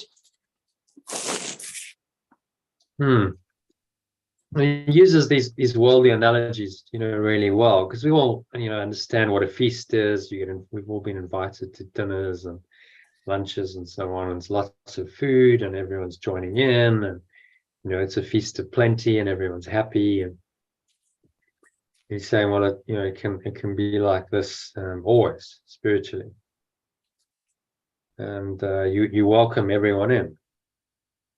All those who no longer choose to starve may come and enjoy the abundant feast set before them there. And so you now are the bringer of that abundance. Your connection with your source brings in this abundance of life, which everyone can experience and enjoy through you. And they will meet with my invited guests. The correction is asked to come to me. So anyone I invite in will meet with my invited guests, which are my source and my true self. And I've invited them to come in through the correction.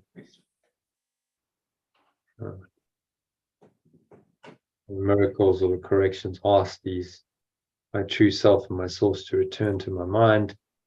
And I invite everyone to join me there, because there's no limit in like exclusive that the Father and the self, the source and my true self are somehow exclusive. They're available to everyone. Everyone can share in this feast. A nice analogy, I'd say. Yeah. So anything else on that one? No, that's good. Clear. Okay, so move on to number 9, which I believe is the last paragraph. This So we made a good time. This is a feast unlike indeed to those the dreaming of the world has shown. For here, the more that anyone receives, the more is left for all the rest to share. The guests have brought unlimited supply with them, and no one is deprived or can deprive. Here is the feast the source lays before its extension and shares it equally with him.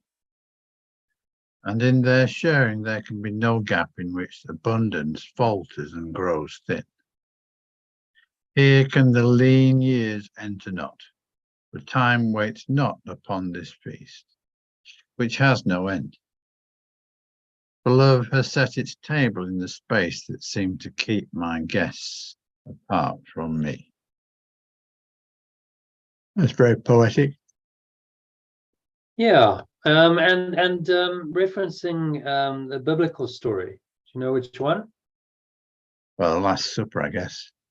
No. Oh no, it's the feasting of the fishes and loaves. No. Old Testament.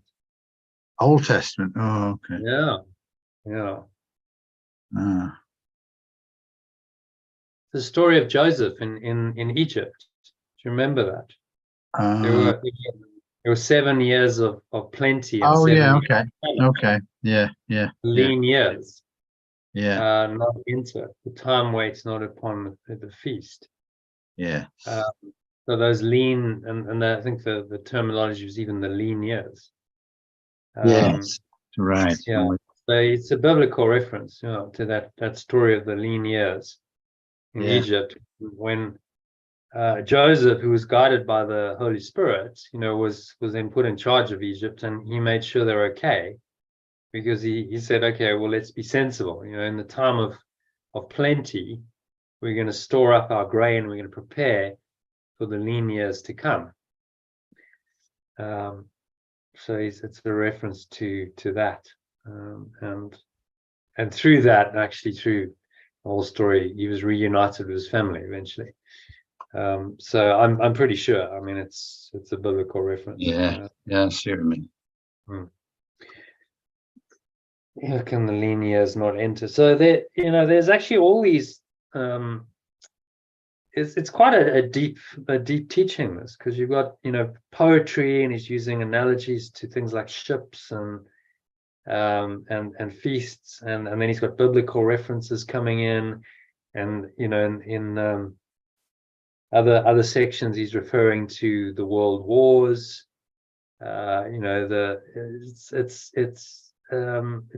It's really got all these subtle allusions, I think you call them allusions, not illusions, subtle allusions to various things in this world that on first reading you might miss. You just don't pick it up. But if you read it enough times, you go, okay, so what's he referring to here? Deeper levels of significance, as Roger Walsh says. What do you mean by allusion, John? An allusion to something means, if I'm correct, allusion meaning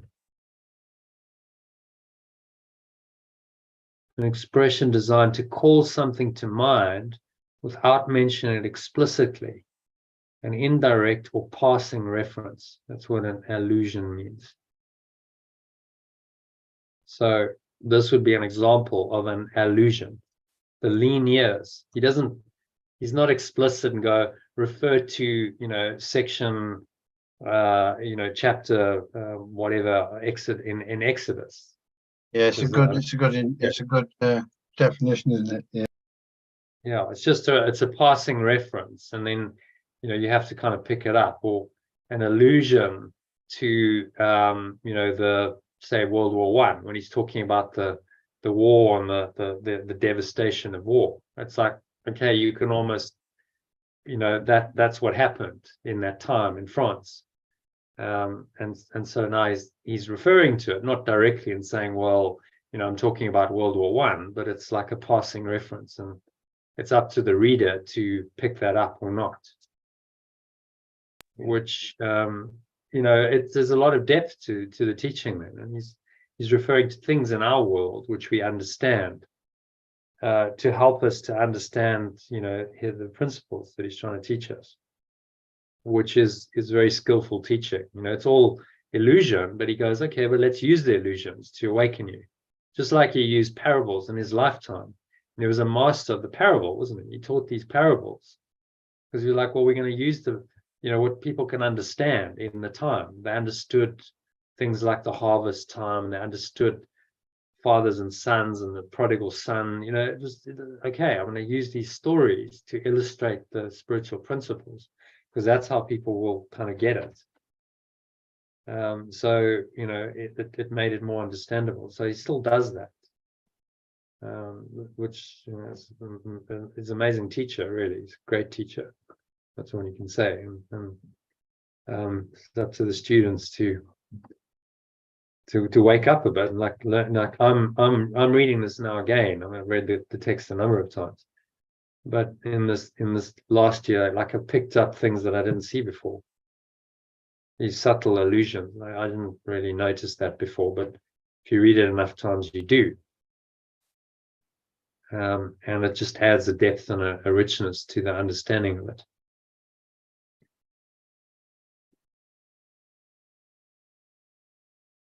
Okay, so here can the linear enter. For time waits.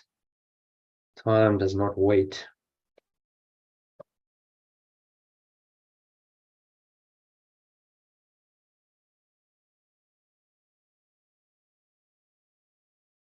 On this feast, which has no end.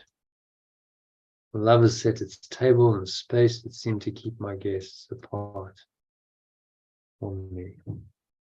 Yeah, I just love, lovely imagery to bring us into an experience of what he's talking about, and the poetic nature of it helps, I think.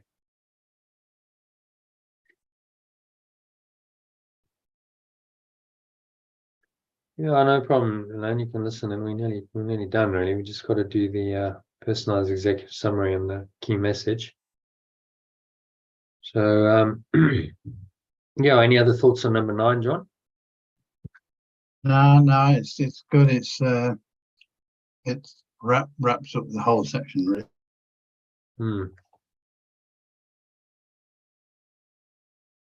Yeah, I think it does quite well, and it's really pointing to abundant life. Again, that's a direct quote from the Bible. So, if you know some of the biblical references, he refers to them.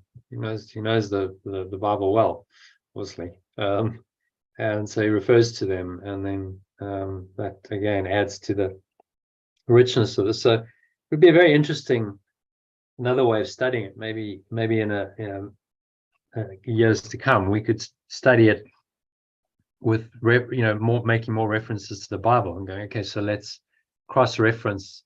There's two biblical references here to the story of Joseph, and there's some spiritual lessons to be learned from that, and then also the passage about abundant life. There's a direct quote where he says, "You shall have life and more abundantly."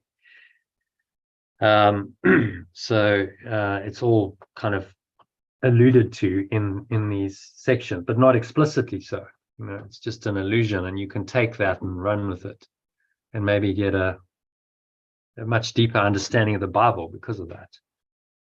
So that's another way you could, study this, which maybe we'll do next year, a little bit more of that. Okay, so shall we do the summary, personalized executive summary? If you can read that one, John. Yeah. In my journey towards awakening, my primary concern now is to engage with the correction, ensuring I navigate serenely and simply towards ending the dream of limited awareness, separation. It's vital that I don't lend my support to the dream of fear, as my support is what gives it strength. Whenever minds agree on separation, sickness in perception unfolds. By withholding agreement and recognizing my role in perpetuating the perception of sickness, I assist in preventing the projection of guilt onto separated minds.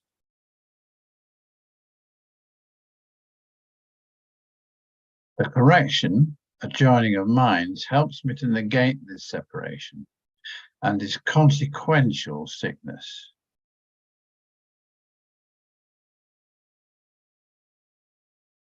Correction helps me to negate the separation and its consequences. Its consequences. Consequence sickness. That would be better, yeah. The correction and joining of minds helps me to negate the separation and its consequent sickness. It is my responsibility not to leave my companion in their sickness, which is born out of our shared belief in separation.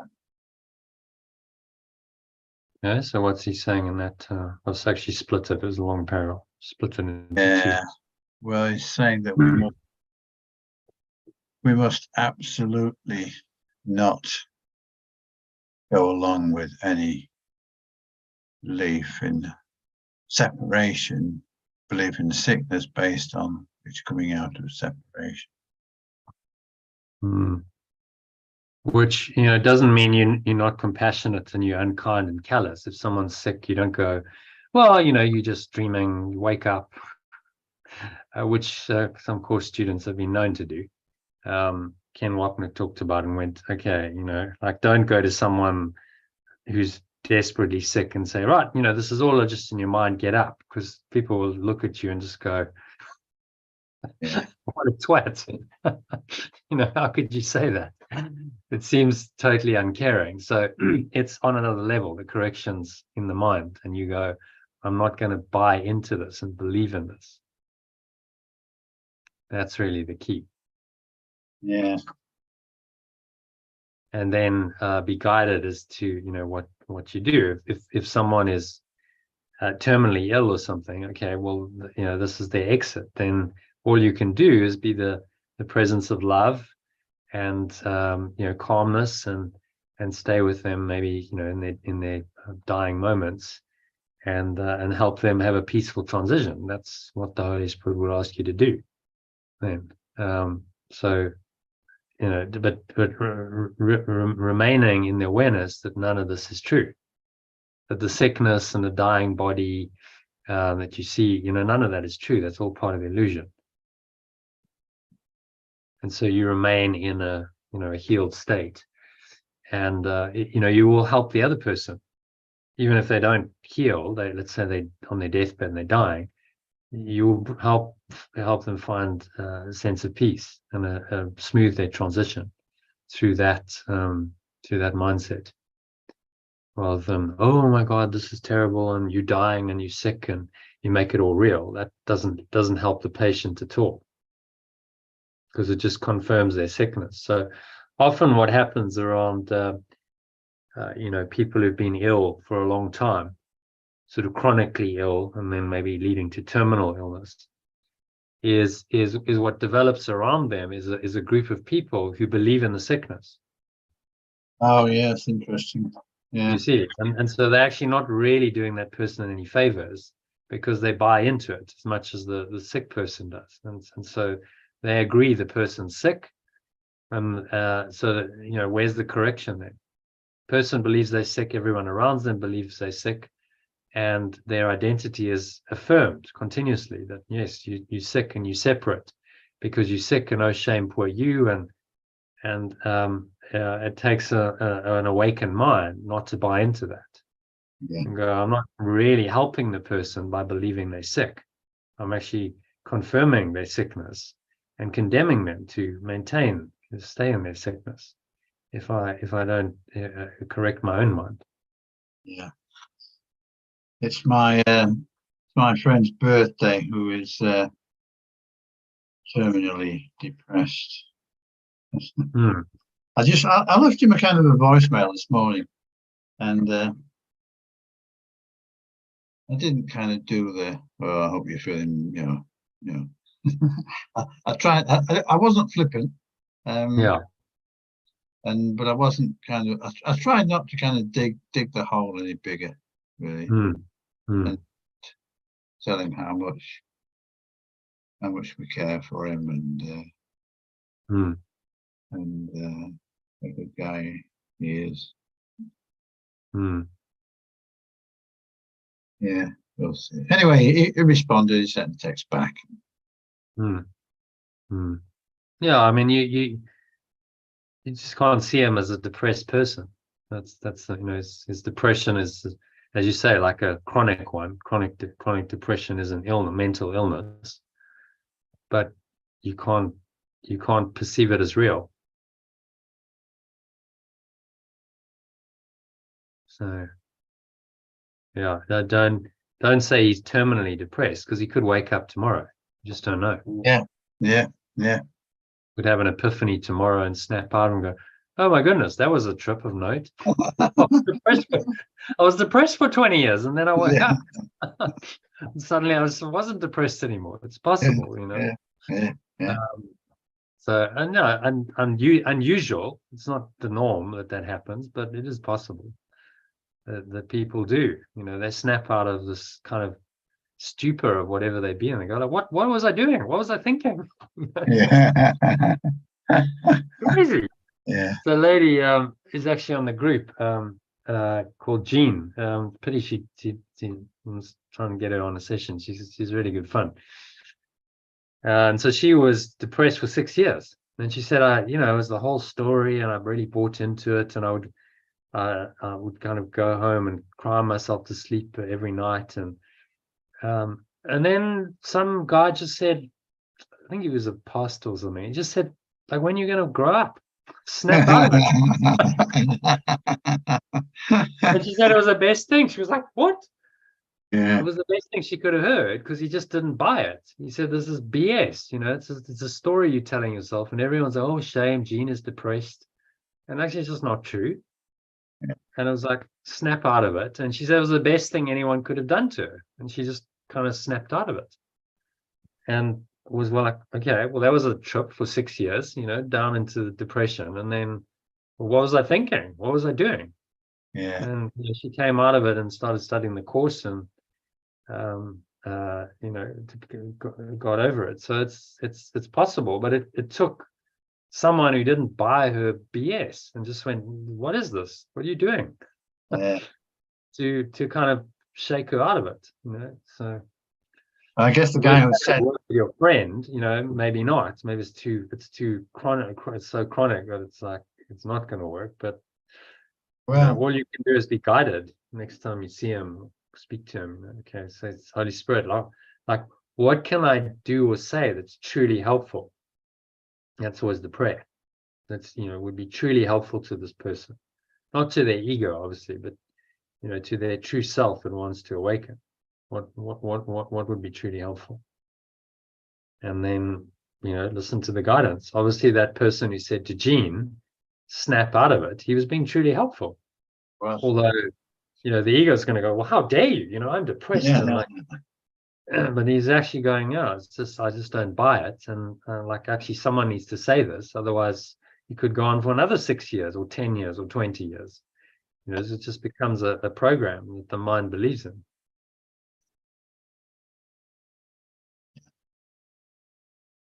It's my responsibility. I mean, I'd have to say that summary is really good today. It's my responsibility not to leave my companions absolutely. in their sickness, which is born out of our shared belief in separation. Right? So I have a responsibility not to leave them there, even if it's just corrected in my own mind.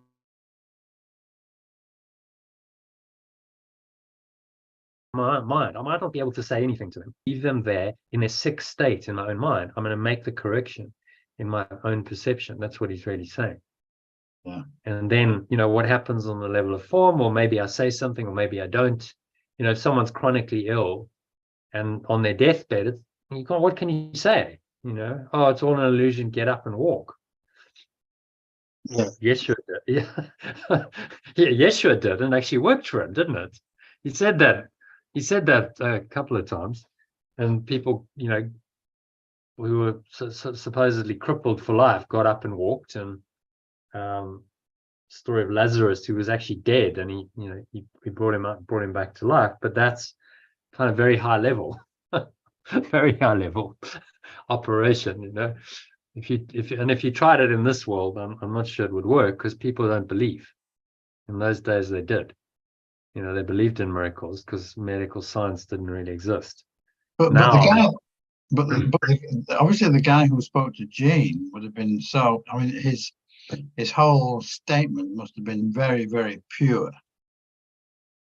Yeah. Yeah, I think so. I mean, she told me the story, so it's you know, she should tell the story herself. But she said it was, you know, really coming from the right place. He was not trying to condemn her. It was just kind of wake up, stop this nonsense, wake up and snap out of it. And he did it in exactly the right way. It was firm enough to kind of make her go, oh, okay, actually, maybe I should listen to that. So it needed that, tough love approach. Sometimes it's like, because someone just needs to hear it straight. In her case, it worked. Someone else's case, maybe it wouldn't have, but that was obviously what the guidance was for him. And then, it worked. So that's the thing. The Holy Spirit will give you context-specific guidance as to be how to be truly helpful. Always, will give you that, that guidance. Yeah. So, and one situation is not the same as another. So, in Gene's case, that was what he was guided to. In another case, that might not have been the guidance because it might not have worked for the person. They needed a different approach, a more caring or nurturing approach, or it's like, or counseling or whatever. Actually, I must admit, this friend of mine kind of, now I think about our conversations over the years, I think he's been asking for a kind of firm approach, actually. Well, so maybe try it. Yeah. Well, I suppose he could go, he won't talk to you for a while. He doesn't do that anyway. So what have you got to lose? It's like, okay, well, he doesn't talk to me anyway. So it's like, but something's got to change. How do you got to change the game a bit. If you just keep doing the same thing and everyone's like, oh, well, he's just depressed and that's what he is. Yeah. Like maybe it takes someone to go, what is this? What are you doing? It's like 20 years now. Like, wake up. Yeah. You've still, he's in the 70s. You've still maybe got 10, 20 years of life. Like, are you going to spend the rest of that time depressed? Or, yeah, like maybe it would work. Just like, hang on, snap out and might go, whoa, okay, that's blown my hair back a bit. Suddenly I'm, like, it'll get his attention, that's for sure, and make him think, which is what you want. And because you're a close friend, hopefully you'll go, okay, well, actually, John's trying to help me. I get it. It's not because he's trying to condemn me. It's just he's trying to snap me out of this because he knows that I've been in this for 20 years. Is it 20 years? Oh, yeah. It's 20 years, actually. Yeah. 20 years. I mean, my God, what a waste of 2 decades. To hang around in a depressed state. He could have been doing all kinds of things in those 20 years other than being depressed. And obviously that's his journey. But the best, the kindest thing you could do for him would be to help him snap out of it, wouldn't it? It would. Okay. Like, start living. Get busy. Maybe that could work.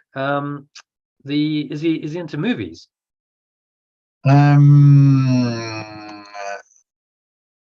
Somewhat. Yeah. So get him to watch the Shawshank Redemption. Oh yeah. Because there's a great line, there's a fantastic line in there that might just hit home for it. You remember the line? No. So not Tom Hanks, I was thinking he's Tim Robbins, the Andy Dufresne is the lead character. He's talking to Morgan Freeman, and he says, well, in my book, you either get busy living or you get busy dying. Oh yeah. It's probably the best line of the movie. You get busy, and then Morgan Freeman finally gets let out on parole, and that comes back to him. He's like, well, get busy living or get busy dying. I could just kind of go down like there was a guy earlier in the movie who got let out and he hung himself. I was like, okay, well, he got busy dying. Yeah. And Morgan Freeman made a different choice because he got given. Andy Dufresne said, if ever you get out, go to this field and look under the rock. And he'd left him a little package which had instructions of how to find him and some money, and Oh, So yes. yeah. Yes. And then, that came back to Morgan from said, yeah, we'll get busy living or get busy dying. That's the choice. So, I choose to live, and I'm going to go find my friend in Mexico and help him. That's right. I'll break my parole, but, let's get busy living or get busy dying. I'm going to follow the rules, or am I going to live? And so a great message, that's maybe that would work. Yeah. That doesn't move him a bit. It's like, well, what are you doing? You've been busy dying for 20 years. Yeah. Maybe it's time to change, and quite an inspiring movie, because actually 20 years, the guy was in prison for 20 years and then he breaks out. It was a 20-year journey, and how positive and optimistic he is in prison. So there's a message there. Maybe that could work. Yeah. So these are the kinds of, and maybe you could say, well, let's watch it together. Yeah.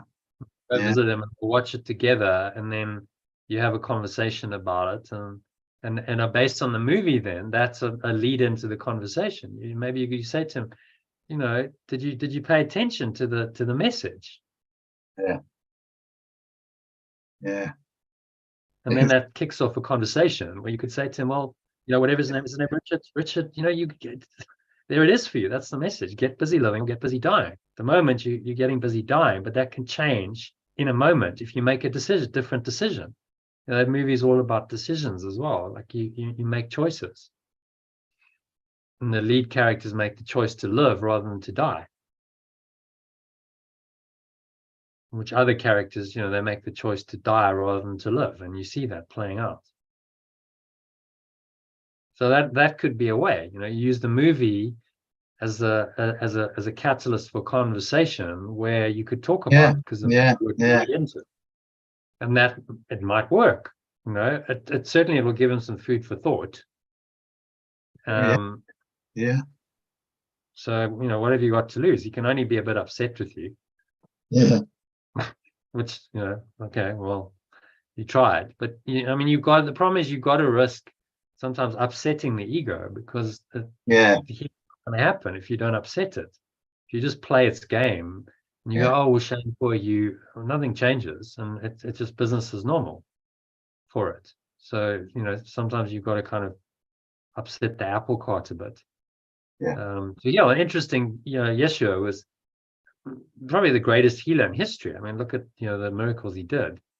I mean, he was controversial. He upset the apple cart. He didn't it wasn't like, oh, well, I'm just people pleasing everyone. No way. He was upsetting the Jews, the Jewish Sanhedrin, and he was breaking all kinds of rules, and the Romans were upset with him because he was seemingly disturbing the peace and giving people all kinds of spiritual ideas that there was powers beyond them, authority greater than them. And so he was upsetting the apple cart big time, and in the process of doing his healing, wasn't it? Yeah. And that was all part of it. It's like, well, you can't heal the mind unless you do upset the ego's apple cart significantly. So greatest healer was also one of the most controversial men of his time, and eventually was crucified because of it. Well, that tells you something. So you're not going to heal by just following the ego's way. So maybe that could be a way.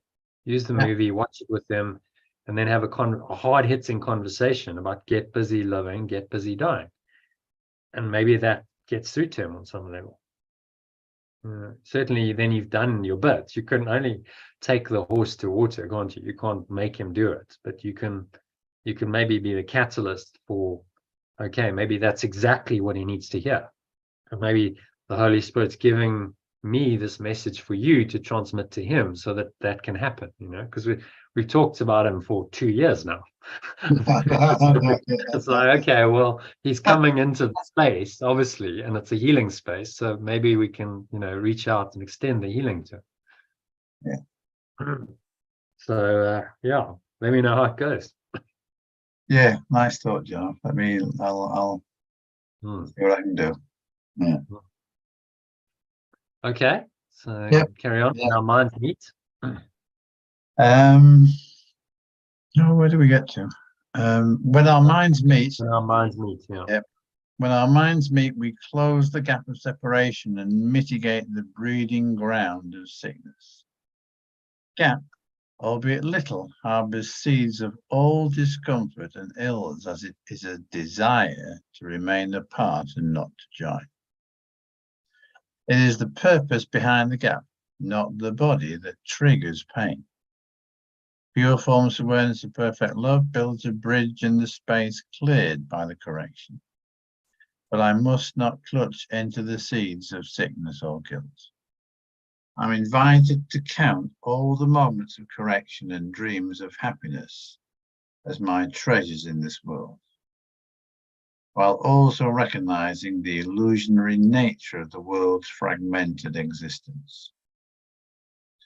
Embracing a gentle illumination by corrections allows me to witness sickness without the cause, acknowledging the dream of healing in letting go. The correction, in its kindness, offers a space of welcome for the source of my true self. This feast of abundant love, unlike the dreams of the world, is shared equally among all, allowing everyone to participate in the unlimited supply brought about by the guests. The sharing here knows no gap and no scarcity. The love has prepared its abundant table in the seemingly separated space, inviting unity and limitless abundance to replace separation and scarcity. Hmm. Yeah, great summary. I'm very impressed with ChatGPT. It was good. It is. So writing it in kind of the course's style as well. Yeah. Yeah, but without all the extras. Yeah. Yeah, it's cutting it down. So interesting if it. Well, I don't know how it works, and even the designers don't really know how it works. But does it learn? Is it actually learning? So as it does more of these summaries, it gets better at them. I don't know. Yeah.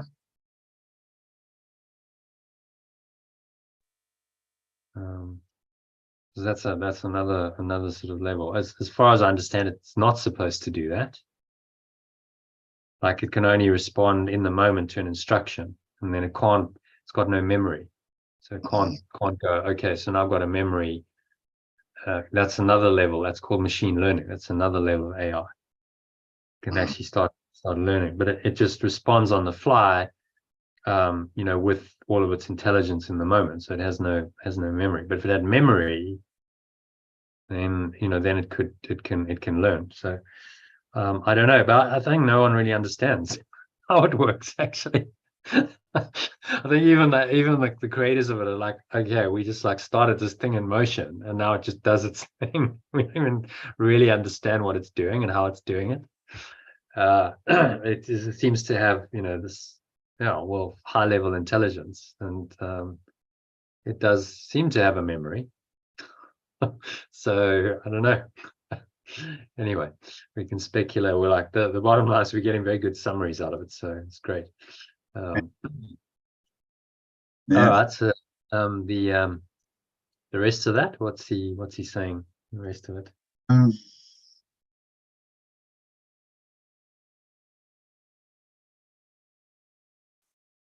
Well, I say mind that gap.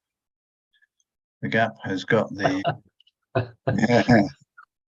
It sounds like the London Underground. It does. Find the gap. Yeah. It always cracks me up when I hear that, because you think, well, it's a whole different interpretation of that, isn't it? Mind the gap. Anyway. Yeah. So we carry on. Well, it's saying, look out, because don't fall down the gap, which, you got to keep at it and not drop in. So just keep remembering that the world is illusory. Yeah. We fell down a crack. It's quite a nice way of understanding this whole thing. You look at the ladder of separation. We fell down this crack of the idea of separation was a crack in the mind, and then we went zip. It's like a crack in the earth, and you just fell into it, and you went all the way down this ladder of separation, and now you way down, far away from the surface, stuck in this very limited, narrow, constricting reality, being pressured from all sides by this moving earth, and it's really a hellish environment, and we kind of got lost down the crack, and now we down the bottom, trying to make some kind of life for ourselves in human form, in the bottom of the crack. And actually, yes, you're saying just get out. Let's stay at the bottom of the crack. This is hell. You don't want to be there. You want to climb out and climb back up the ladder and get back up to the surface, which is true reality. Before you fell down the crack, that's where you want to go back to. So now you want to climb out of the hole you've dug for yourself, up the ladder of that the Holy Spirit creates for you, the reinterpretation of all the things that cause you to come down crack, and get back to the point where you realize that tiny mad idea of separation, which is the crack in the mind, the split in the mind, isn't real. So it doesn't exist. The mind is healed. There's only the pure awareness, pure formless awareness. No split, no crack, and then that crack is covered over, and it no longer exists, and everything that came from it, this entire illusory world with all of its weird ideas and the crazy stuff that happens, just disappears. There's just a kind of crack. You think of the cracks in the earth. Didn't happen so much this year because we had quite a lot of rain, but often in the summer you get these cracks appearing, and then come the winter and starts raining, the cracks just get covered over, and they disappear. Same idea.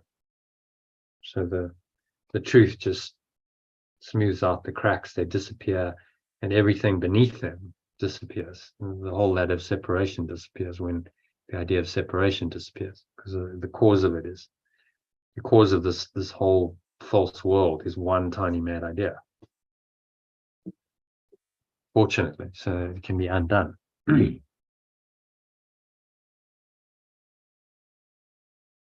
Okay, makes sense. Anything else in the summary?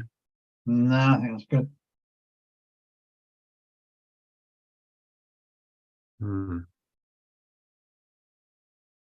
Talking about healing, dream of healing and letting go. Dream of healing through letting go. All my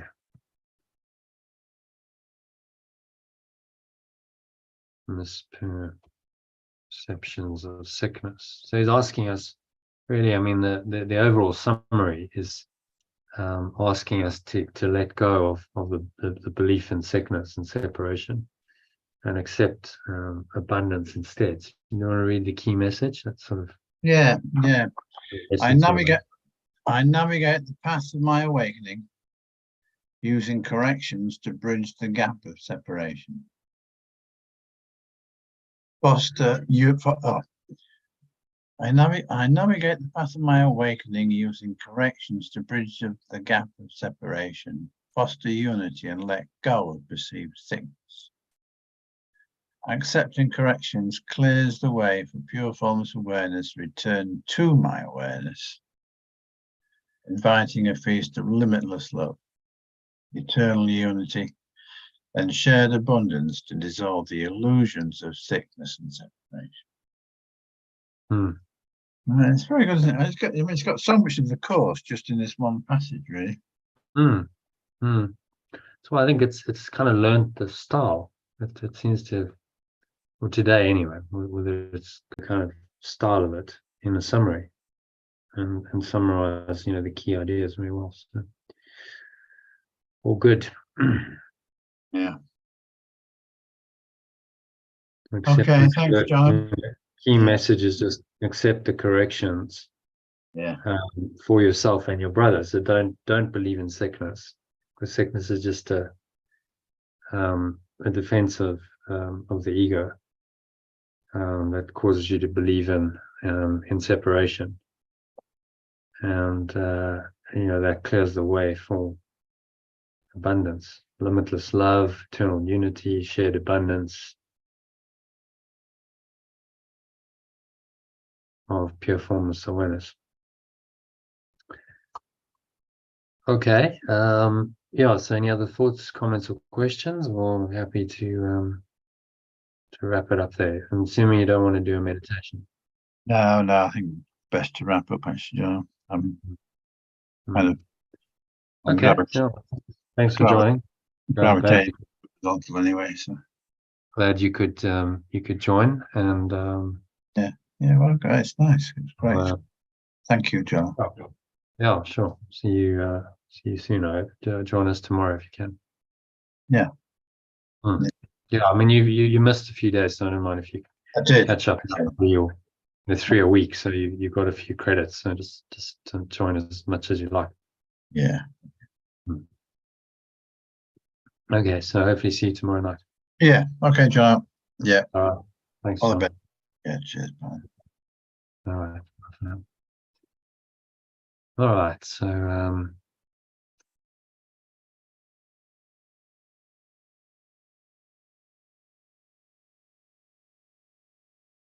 it's a wrap for today. Thank you to John and Elaine for joining. Great session. Profound teaching again. And he's saying we need to let go of our belief in sickness, not believe in other people's sickness, and that helps to heal the gap between our current state of awareness and pure formless awareness, perfect love. So, hope that inspired you as much as it did me, and if you like the video, then subscribe if you're not already a subscriber to the channel to get more like this.